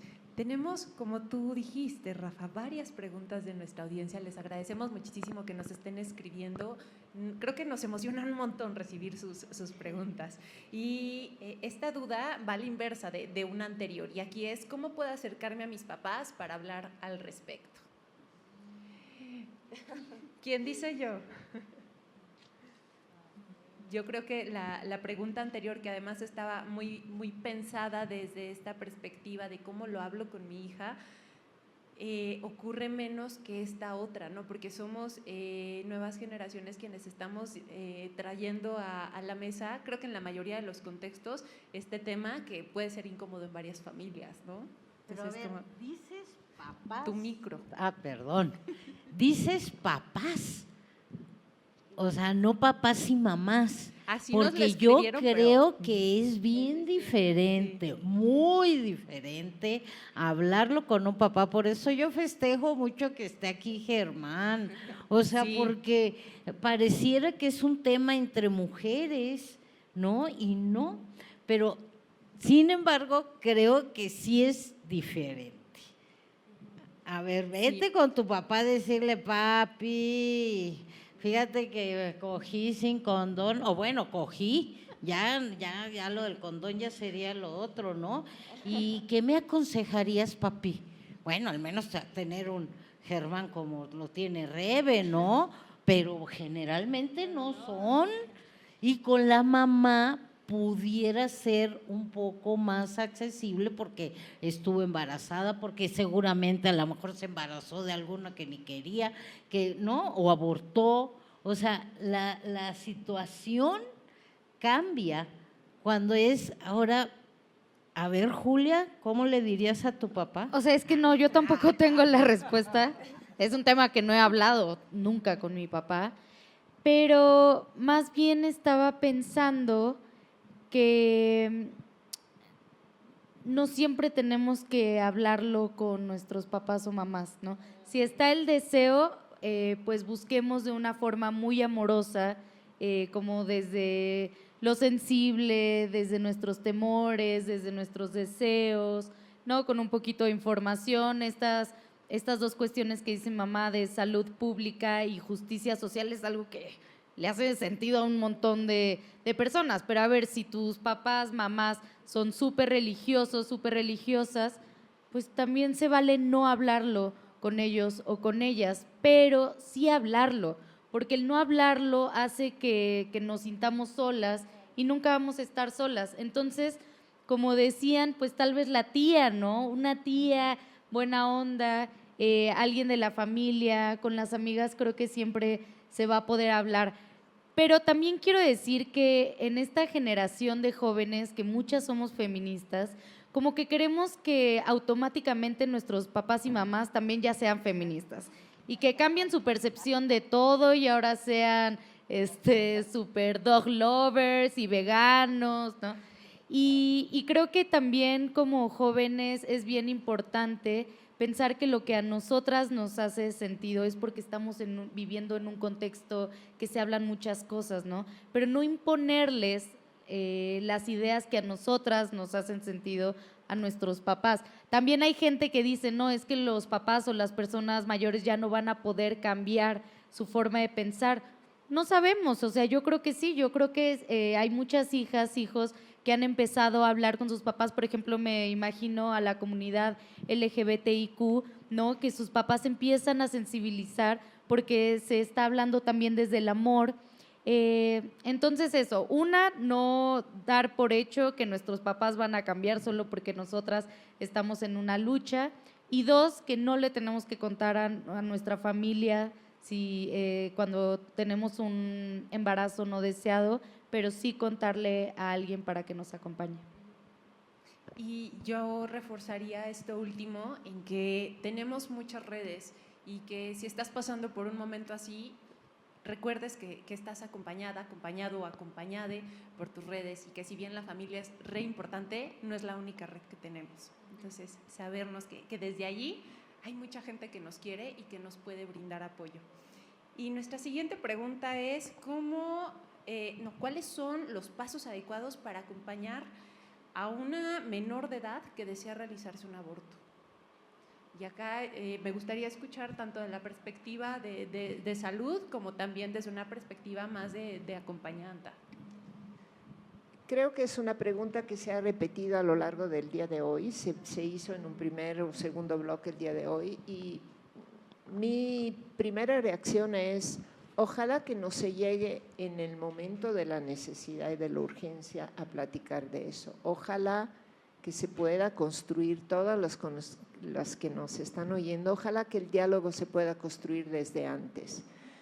Cuando yo hablaba con mis adolescentes de anticoncepción, les decía, recuerden que el condón no les va a caer del cielo en el momento que están empezando a coger.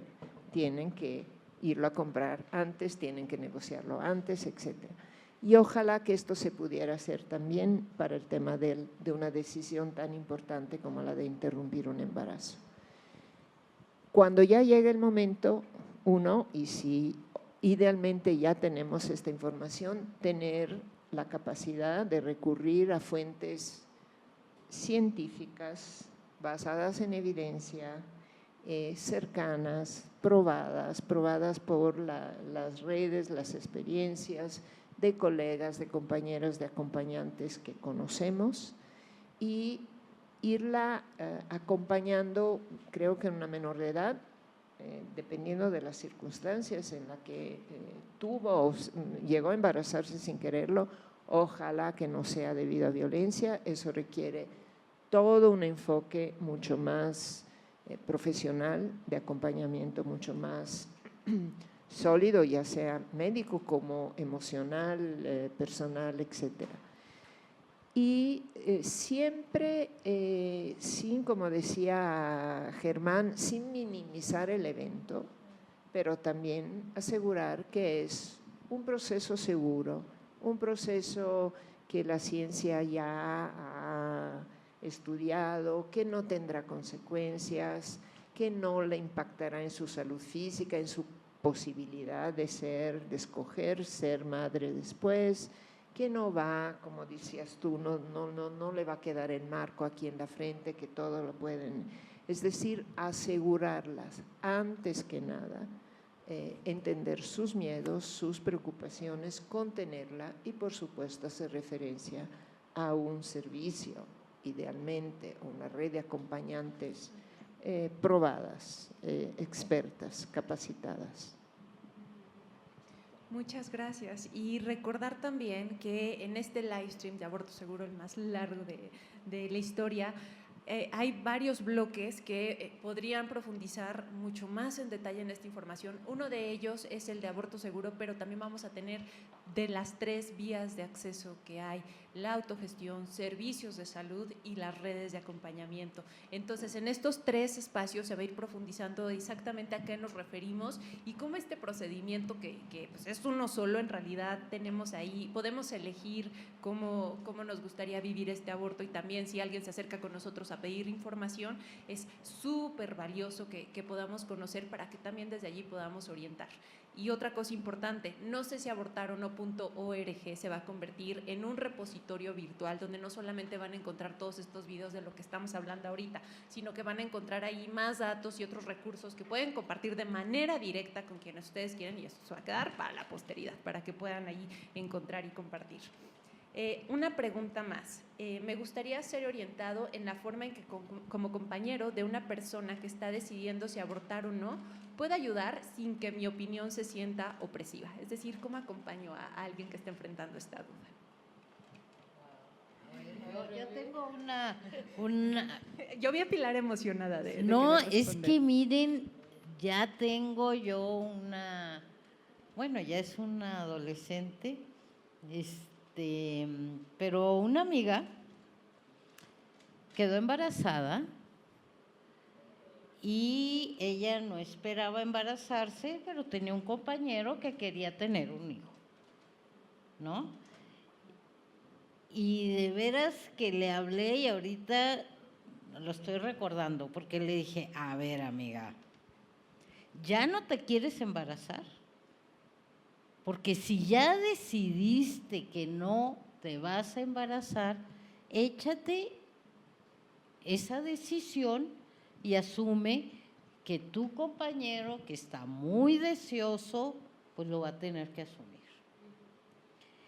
Y me dijo, ay, bueno, es que sí quiero, pero como dentro de un año, le digo, ay, no seas bruta, vas a perder al compañero porque de seguro te la va a cantar toda la vida y al año vas a decirle, ay, yo sí quería, fíjate, ahora sí quiero.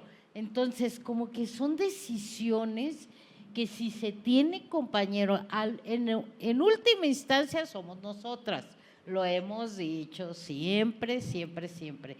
Pero si hay un compañero, hablemoslo en ese sentido, o sea, ya no queremos, pues no, porque a veces no se quiere, o sea, yo también tengo otra amiga que le dijo, yo sí quiero, y el chavo, pero es que yo no quiero, no, pues entonces no te digo, o sea, te digo que estoy tomando anticonceptivos, pero no estoy tomando, y entonces me embarazo y después quiero que tú seas el papá y asumas la paternidad. O sea, hay muchos conflictos que yo creo que es hablando, acompañando, porque a veces que para los chavos también es complicado, pero pues hay que convencerlo de que no se va a ir sola al lugar para donde se va a interrumpir o en la casa, o no, pero pues siempre el diálogo, siempre el diálogo. Sí, yo en mi experiencia, porque yo acompaño a mujeres muy jóvenes en la parte pues más emocional de desestigmatizar, acompañar pues ahí vía WhatsApp o unas llamadas, y lo que me han contado varias es que sus parejas varones, en algunos casos, les empiezan a echar como desinformación y les empiezan a echar más miedo sobre el aborto, ¿no? ¿Y qué pasa cuando sí vayamos a querer tener un hijo? Entonces ahora va a salir deforme porque vas a abortar, ¿saben? Entonces, en primer lugar, me parece que nuestros compañeros varones, así como nosotras nos estamos informando sobre estos temas, ellos también tienen que tomarse el tiempo para leer pues investigaciones con hechos científicos comprobables, información también, pues cuestión emocional, ¿no? Para poder acompañar a la compañera que tengan, que sabemos que pues en muchos casos son momentos de mucha angustia, y que sepan que la decisión al final siempre va a ser de nosotras, ¿no? Entonces sí, que se informen, que puedan acompañar y que se hagan responsables porque pues también son parte del embarazo. Entonces, que si se va a pagar por el aborto, que paguen la micha, ¿no? Que dependiendo de la situación económica, quien gane más, paga más. O sea, como que creo que hay que repartir, porque sé que muchas veces queda toda la carga por parte de las morritas. Y hablando todavía de la diferencia de cómo hablamos de aborto entre generaciones, esta pregunta me parece muy interesante. ¿Cómo le enseñas a infancias y adolescencias a hablar sobre aborto? Y nos piden en el caso específico de un niño de 7 años. ¿Cómo empezar a sensibilizarlo sobre el tema? ¿Ustedes qué consejo darían? Niño varón. Niño varón de 7 años. Creo que podemos continuar, precisamente nos dejó botando en el área, dice Julia, porque precisamente volvemos a lo mismo. Ese es el periodo ideal precisamente para que todo esto por lo que se ha luchado y se ha logrado sea más suave en las generaciones posteriores. Terminar con el estigma del machismo y de que yo soy el proveedor y que tú eres la que vas a tener hijos y te voy a mantener. Ese es el momento precisamente. Entonces, pueden ser estrategias precisamente pedagógicas, pueden ser ejemplos como nos los da Pilar precisamente, y no a estas alturas, ya que estoy yo, que nos falta hablar aquí de otro tema muy, muy importante, pero que se ha manejado también ya a lo largo de las últimas décadas, que es el empoderar a nuestras mujeres. O sea, a final de cuentas, efectivamente pueden consensuar, pueden solicitar opiniones, y al final de cuentas ellas siempre van a tener la decisión. Entonces, eso hacérselo ver precisamente, estamos hablando ya muy específicamente de un niño, varón, y desde ese momento establecer la igualdad de género.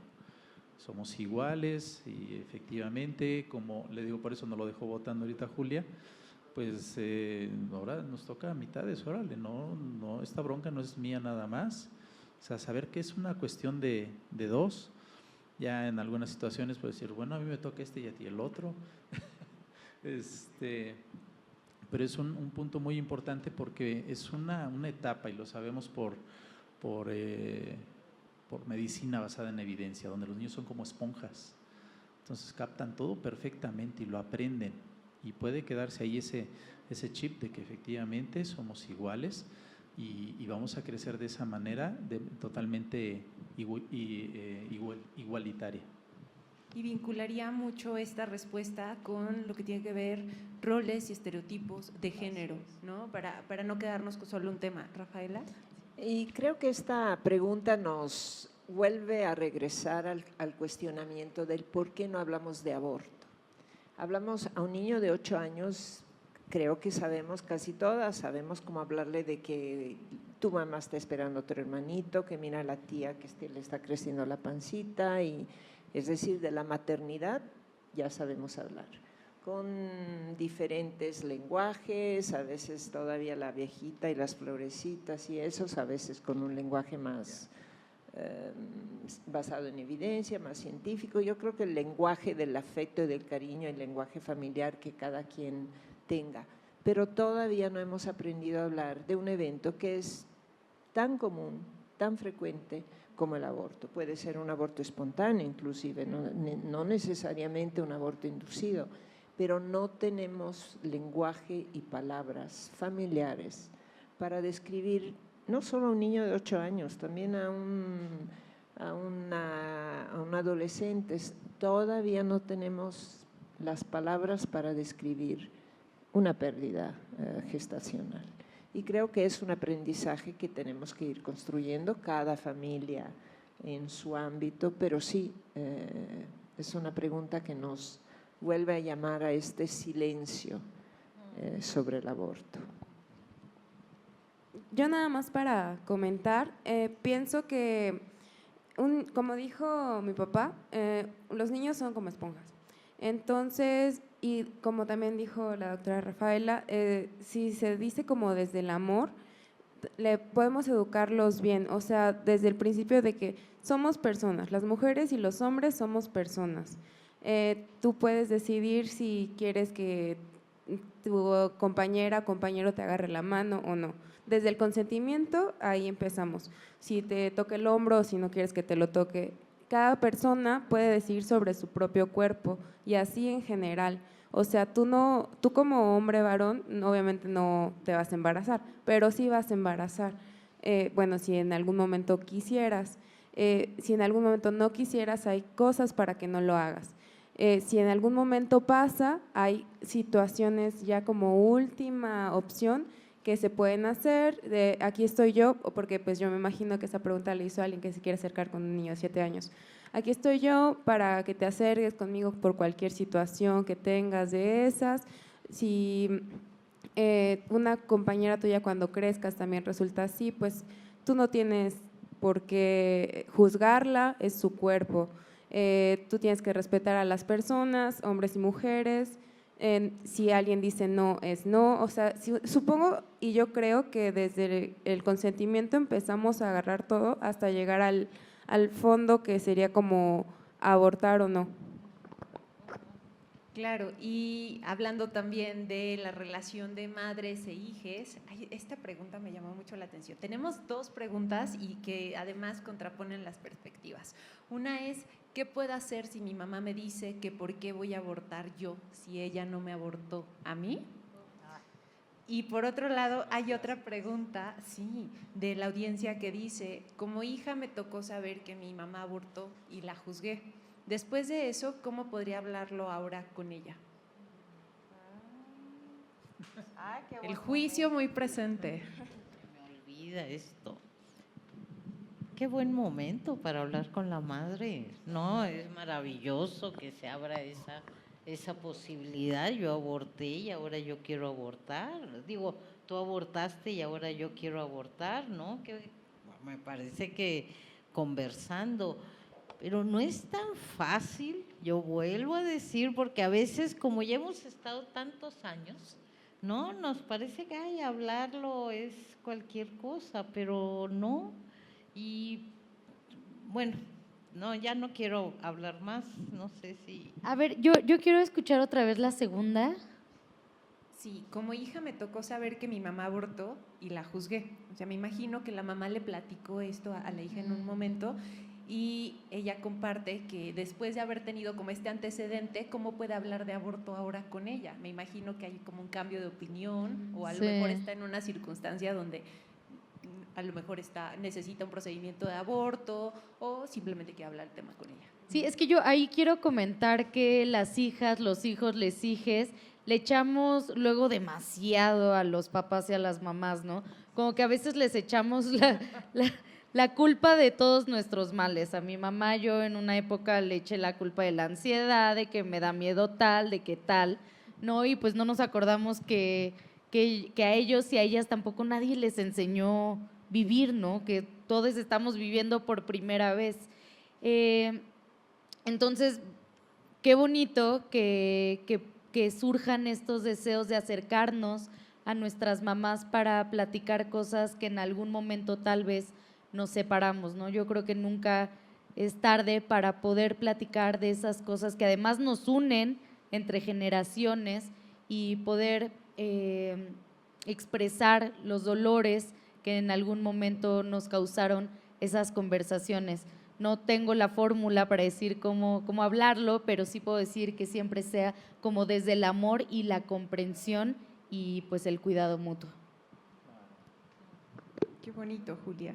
Realmente, como complemento, eso es bien importante. La vida es una. Nadie nos enseñó cómo vivirla y tampoco nos enseñan a ser papás. Entonces nos vamos guiando por ciertas normas, por ciertos criterios que nos han sido impuestos o que hemos ido aprendiendo. A veces suena filosófico, pero con los golpes de la vida. En esa situación, entonces nunca es tarde y entre más pronto mejor. Creo que lo que se debería de hacer nada más sería buscar el momento óptimo para realizarlo. Tampoco vamos a hablarle, oye, ¿te acuerdas del aborto? Cuando está enojado, cuando está triste. Entonces, a lo mejor te invité a hacer un pastel o nos fuimos de campamento y te invité una cerveza. Este es el momento. Tratar de buscar el momento, la coyuntura le llamamos, precisamente para establecerlo, porque a manera también filosófica es esa espinita. Dije, ching, creo que sí la regué ahí en esta situación con mi papá, con mi tía, con mi hija. Entonces, buscar el momento adecuado para expresarle esa recapitulación que tuvimos. ¿Te acuerdas del tema que tratamos? Ahora y a iniciarlo. Sí, y solo para agregar, también se me ocurre que podría ser por medio de una carta, ¿no? Porque hay cosas tan complejas que nos cuesta articular hablando frente a frente y entonces tenemos que improvisar un montón de cosas.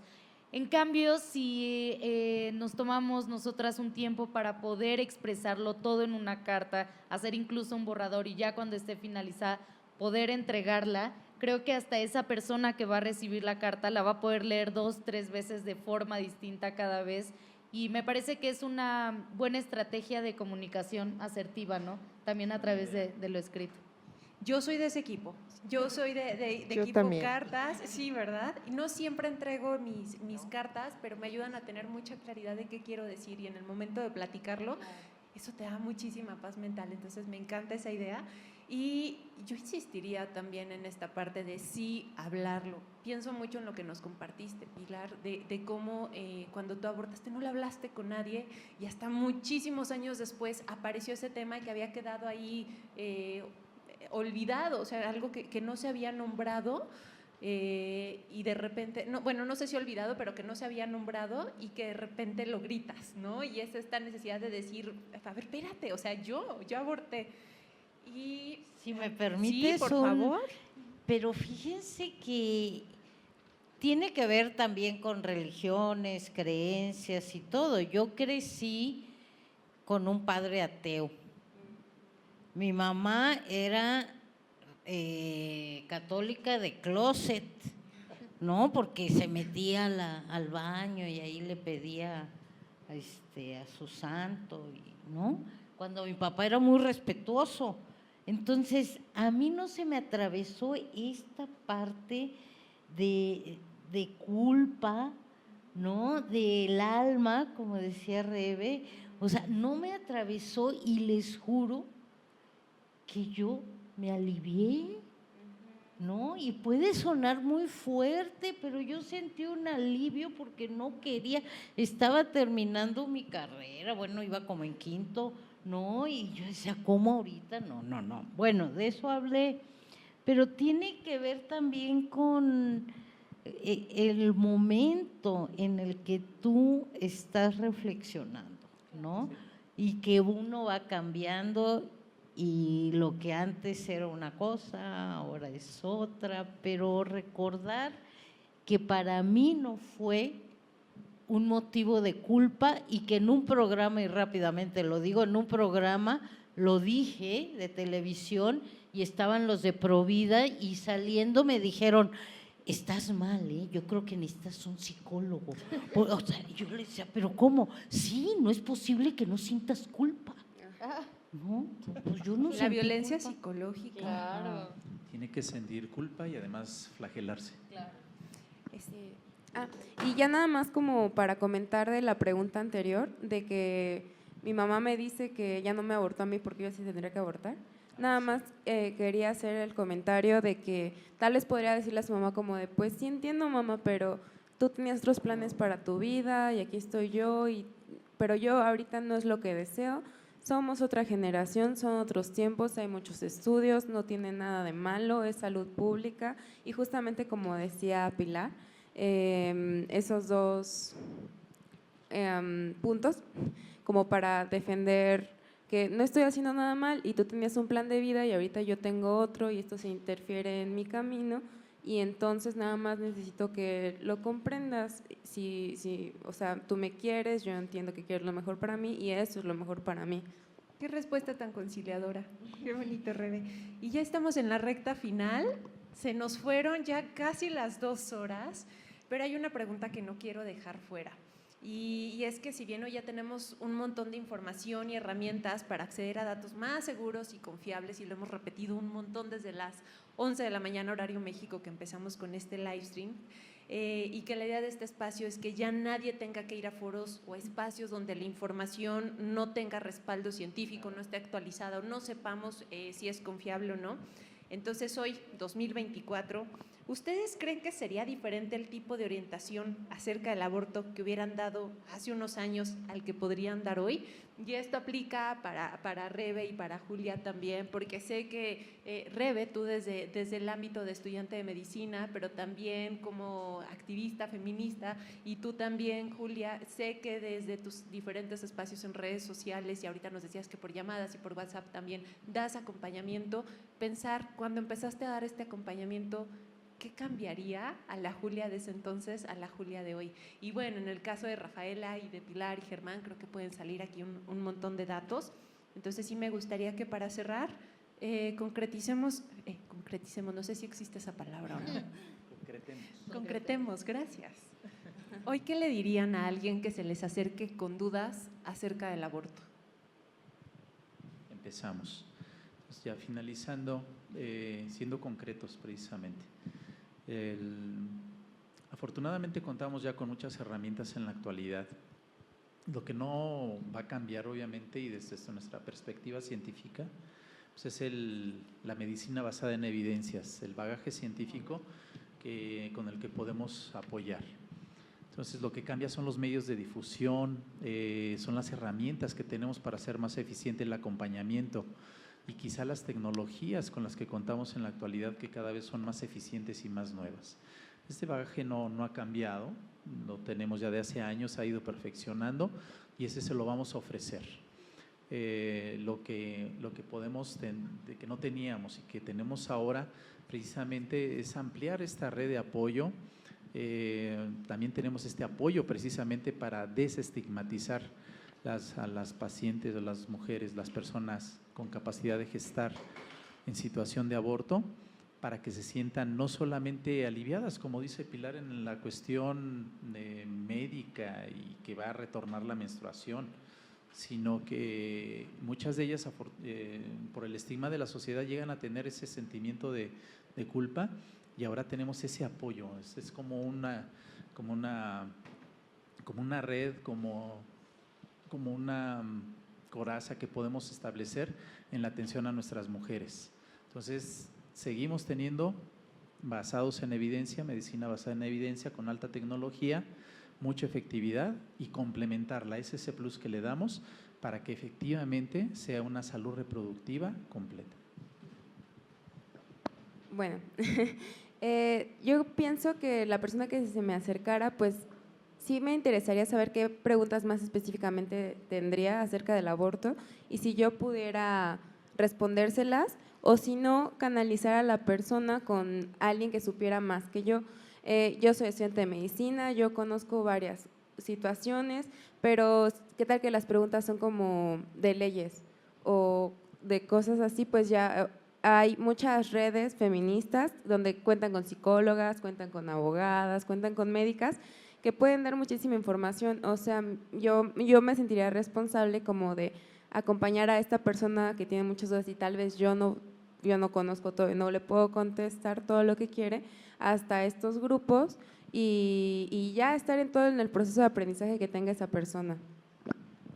Sí, yo siguiendo un poco lo que dice Rebe, también yo me dedico a derivar. A mí todos los días me llegan 3 o 4 morritas, tanto en TikTok como en Instagram, diciendo estoy muy asustada, quiero un aborto, otras no tan asustadas, pero la mayoría como con miedo, ¿no? Como con desinformación. Entonces, lo primero que hago es, pues ya he investigado un montón de redes, dar muchas opciones, ¿no? Porque algunas, por ejemplo, yo he colaborado mucho con Telefem, que es una organización sin fines de lucro que manda los medicamentos hasta la casa, pero bueno, cuesta, por ejemplo, 2,000 pesos ahorita, ¿no? Y hay personas que no pueden pagar esos 2,000 pesos. Entonces, también las refiero con distintas acompañantes de aborto, donde pues se consiguen los medicamentos de forma más autogestiva, pero siempre dando muchas opciones, acompañamiento psicológico, acompañamiento legal,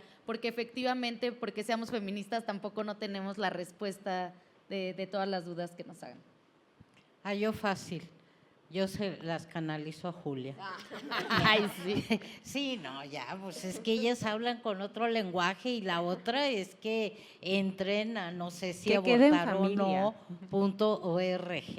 y ahí va a haber un chorro de información y ya. Que a mí ya no me consulten.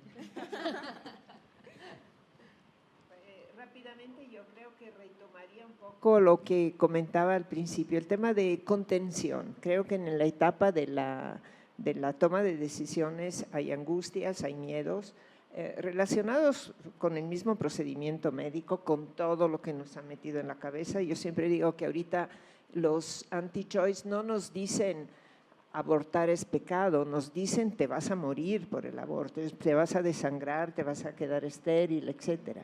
Entonces decirle, primero no es pecado, segundo tienes todo el derecho de hacerlo, tercero tranquila. Es un procedimiento extremadamente seguro, extremadamente estudiado, hay muchas opciones y la canalizaría con Julia, con las redes, con IPAS, Ojalá que a lo largo de estas reflexiones hablamos de acompañamiento, de cuánto puede costar el procedimiento, etcétera. Ojalá que se normalizara la atención en los servicios públicos.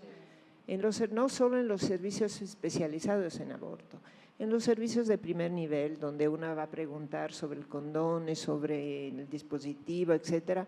Ojalá que se pudiera proveer aborto con medicamento, es súper factible. Sobre todo en las primeras semanas de gestación. Y esta es una llamada de atención para la nueva administración. Muchas gracias. Qué gran cierre, Rafa. Muchas gracias por estos minutos, por estas 2 horas de haber estado con nosotros. No solamente lo agradezco en el sentido de saber qué apretadas están sus agendas y que hayan estado estas 2 horas con nosotros, de verdad muchas gracias, sino también porque muchos de los foros donde se habla de manera pública de aborto van acompañados de mucha solemnidad o a veces desde un lenguaje médico que resulta difícil de comprender, y cuando queremos acercarnos a ese tema, o sea, tenemos así nuestra cabecita pensante tratando de traducir eso que nos están diciendo en estos espacios, y hoy nos reímos, encontramos diferentes perspectivas y entendimos cómo finalmente es algo cotidiano. Entonces agradezco mucho también esto de este bloque. Les recuerdo que todo esto va a quedar disponible en nosesiabortarono.org después de la transmisión en vivo que culmina mañana a las 11 de la mañana en horario México. Van a encontrar disponibles todos estos videos, que son 12 bloques, para que puedan compartirlo desde ya y por supuesto que mañana también en sus redes sociales y por cualquier canal que ustedes quieran. Enseguida vamos a continuar con el bloque Marco Legal del Aborto en Latinoamérica. Pero antes le voy a pasar el micrófono a María Antonieta, que nos tiene muy buenas noticias. Muchas gracias por acompañarnos. ¡Qué maravilla! Llevamos ya 6 horas de transmisión en vivo con verdaderamente muchísima actividad en las redes, muchísimas preguntas y unos paneles de verdad que han estado de lujo. Como decía Irene, ahora vamos a ir a hablar sobre marco legal y sabemos que el marco legal es uno de los temas que son muy importantes y hay muchas dudas, entonces aquí las estaremos resolviendo. También, como ya hemos mencionado, el marco legal en América Latina, tenemos verdaderamente una gran diversidad desde países que aceptan el aborto y que es donde es legal el aborto hasta 24 semanas a petición de la persona embarazada, hasta países que lo prohíben totalmente. Y quisiera hablarle precisamente a las personas que viven en esos países donde el aborto está altamente criminalizado o limitado, para decir que también esta conversación es contigo, que parte de lo que queremos, sabemos que pasa en estos procesos y nos lo han dicho las compañeras que viven en El Salvador, en Nicaragua, en República Dominicana, donde el aborto está totalmente penalizado, que hablar de esto, poner luz sobre el tema del aborto, también es una especie de oasis en un entorno sumamente árido para las defensoras de derechos humanos y para trabajar de aborto. Y también es para ti, tú que estás en alguno de estos países y que te estás preguntando, no sé si abortar o no. Ahora queremos hablar del contexto legal y hablaremos también de diferentes formas de acceder al aborto. Antes de pasar al siguiente segmento, que ya les dijimos es sobre marco legal, entonces esperamos que se queden, quiero agradecer a todas las organizaciones. Hemos hablado de que hay 180 organizaciones que se sumaron a este esfuerzo y están aquí en esta página, puedes consultarlo en 20 países de la región, pero quiero mencionar a las 16 organizaciones que son junto con IPAS, LAC y junto con Zarape, coanfitrionas de este espacio y que nos están apoyando y nos han apoyado en la difusión y en el fortalecimiento de este espacio. Entonces, permítanme, por favor, agradecerles en especial a Acceder Costa Rica, a la Agrupación Ciudadana por la Despenalización del Aborto en El Salvador, que son verdaderamente unas heroínas, Amnistía Internacional, Católicas por el Derecho a Decidir Argentina, el Centro por los Derechos Reproductivos, la Corporación Miles de Chile, el Grupo de Información en Reproducción Elegida, GIRE, de México, Incide Joven en Guatemala, IPAS Bolivia, nuestras hermanas bolivianas, Las Libres en México, que están en Guanajuato, Las Tías en Panamá, Profamilia Colombia, Promsex Perú, la Red Necesito Abortar en México, La Sombrilla Centroamericana y Surcuna en Ecuador. Muchísimas gracias y ahora sí pasamos a la transmisión, que será un panel virtual para hablar sobre marco legal del aborto en América Latina y el Caribe. Muchas gracias, quédense.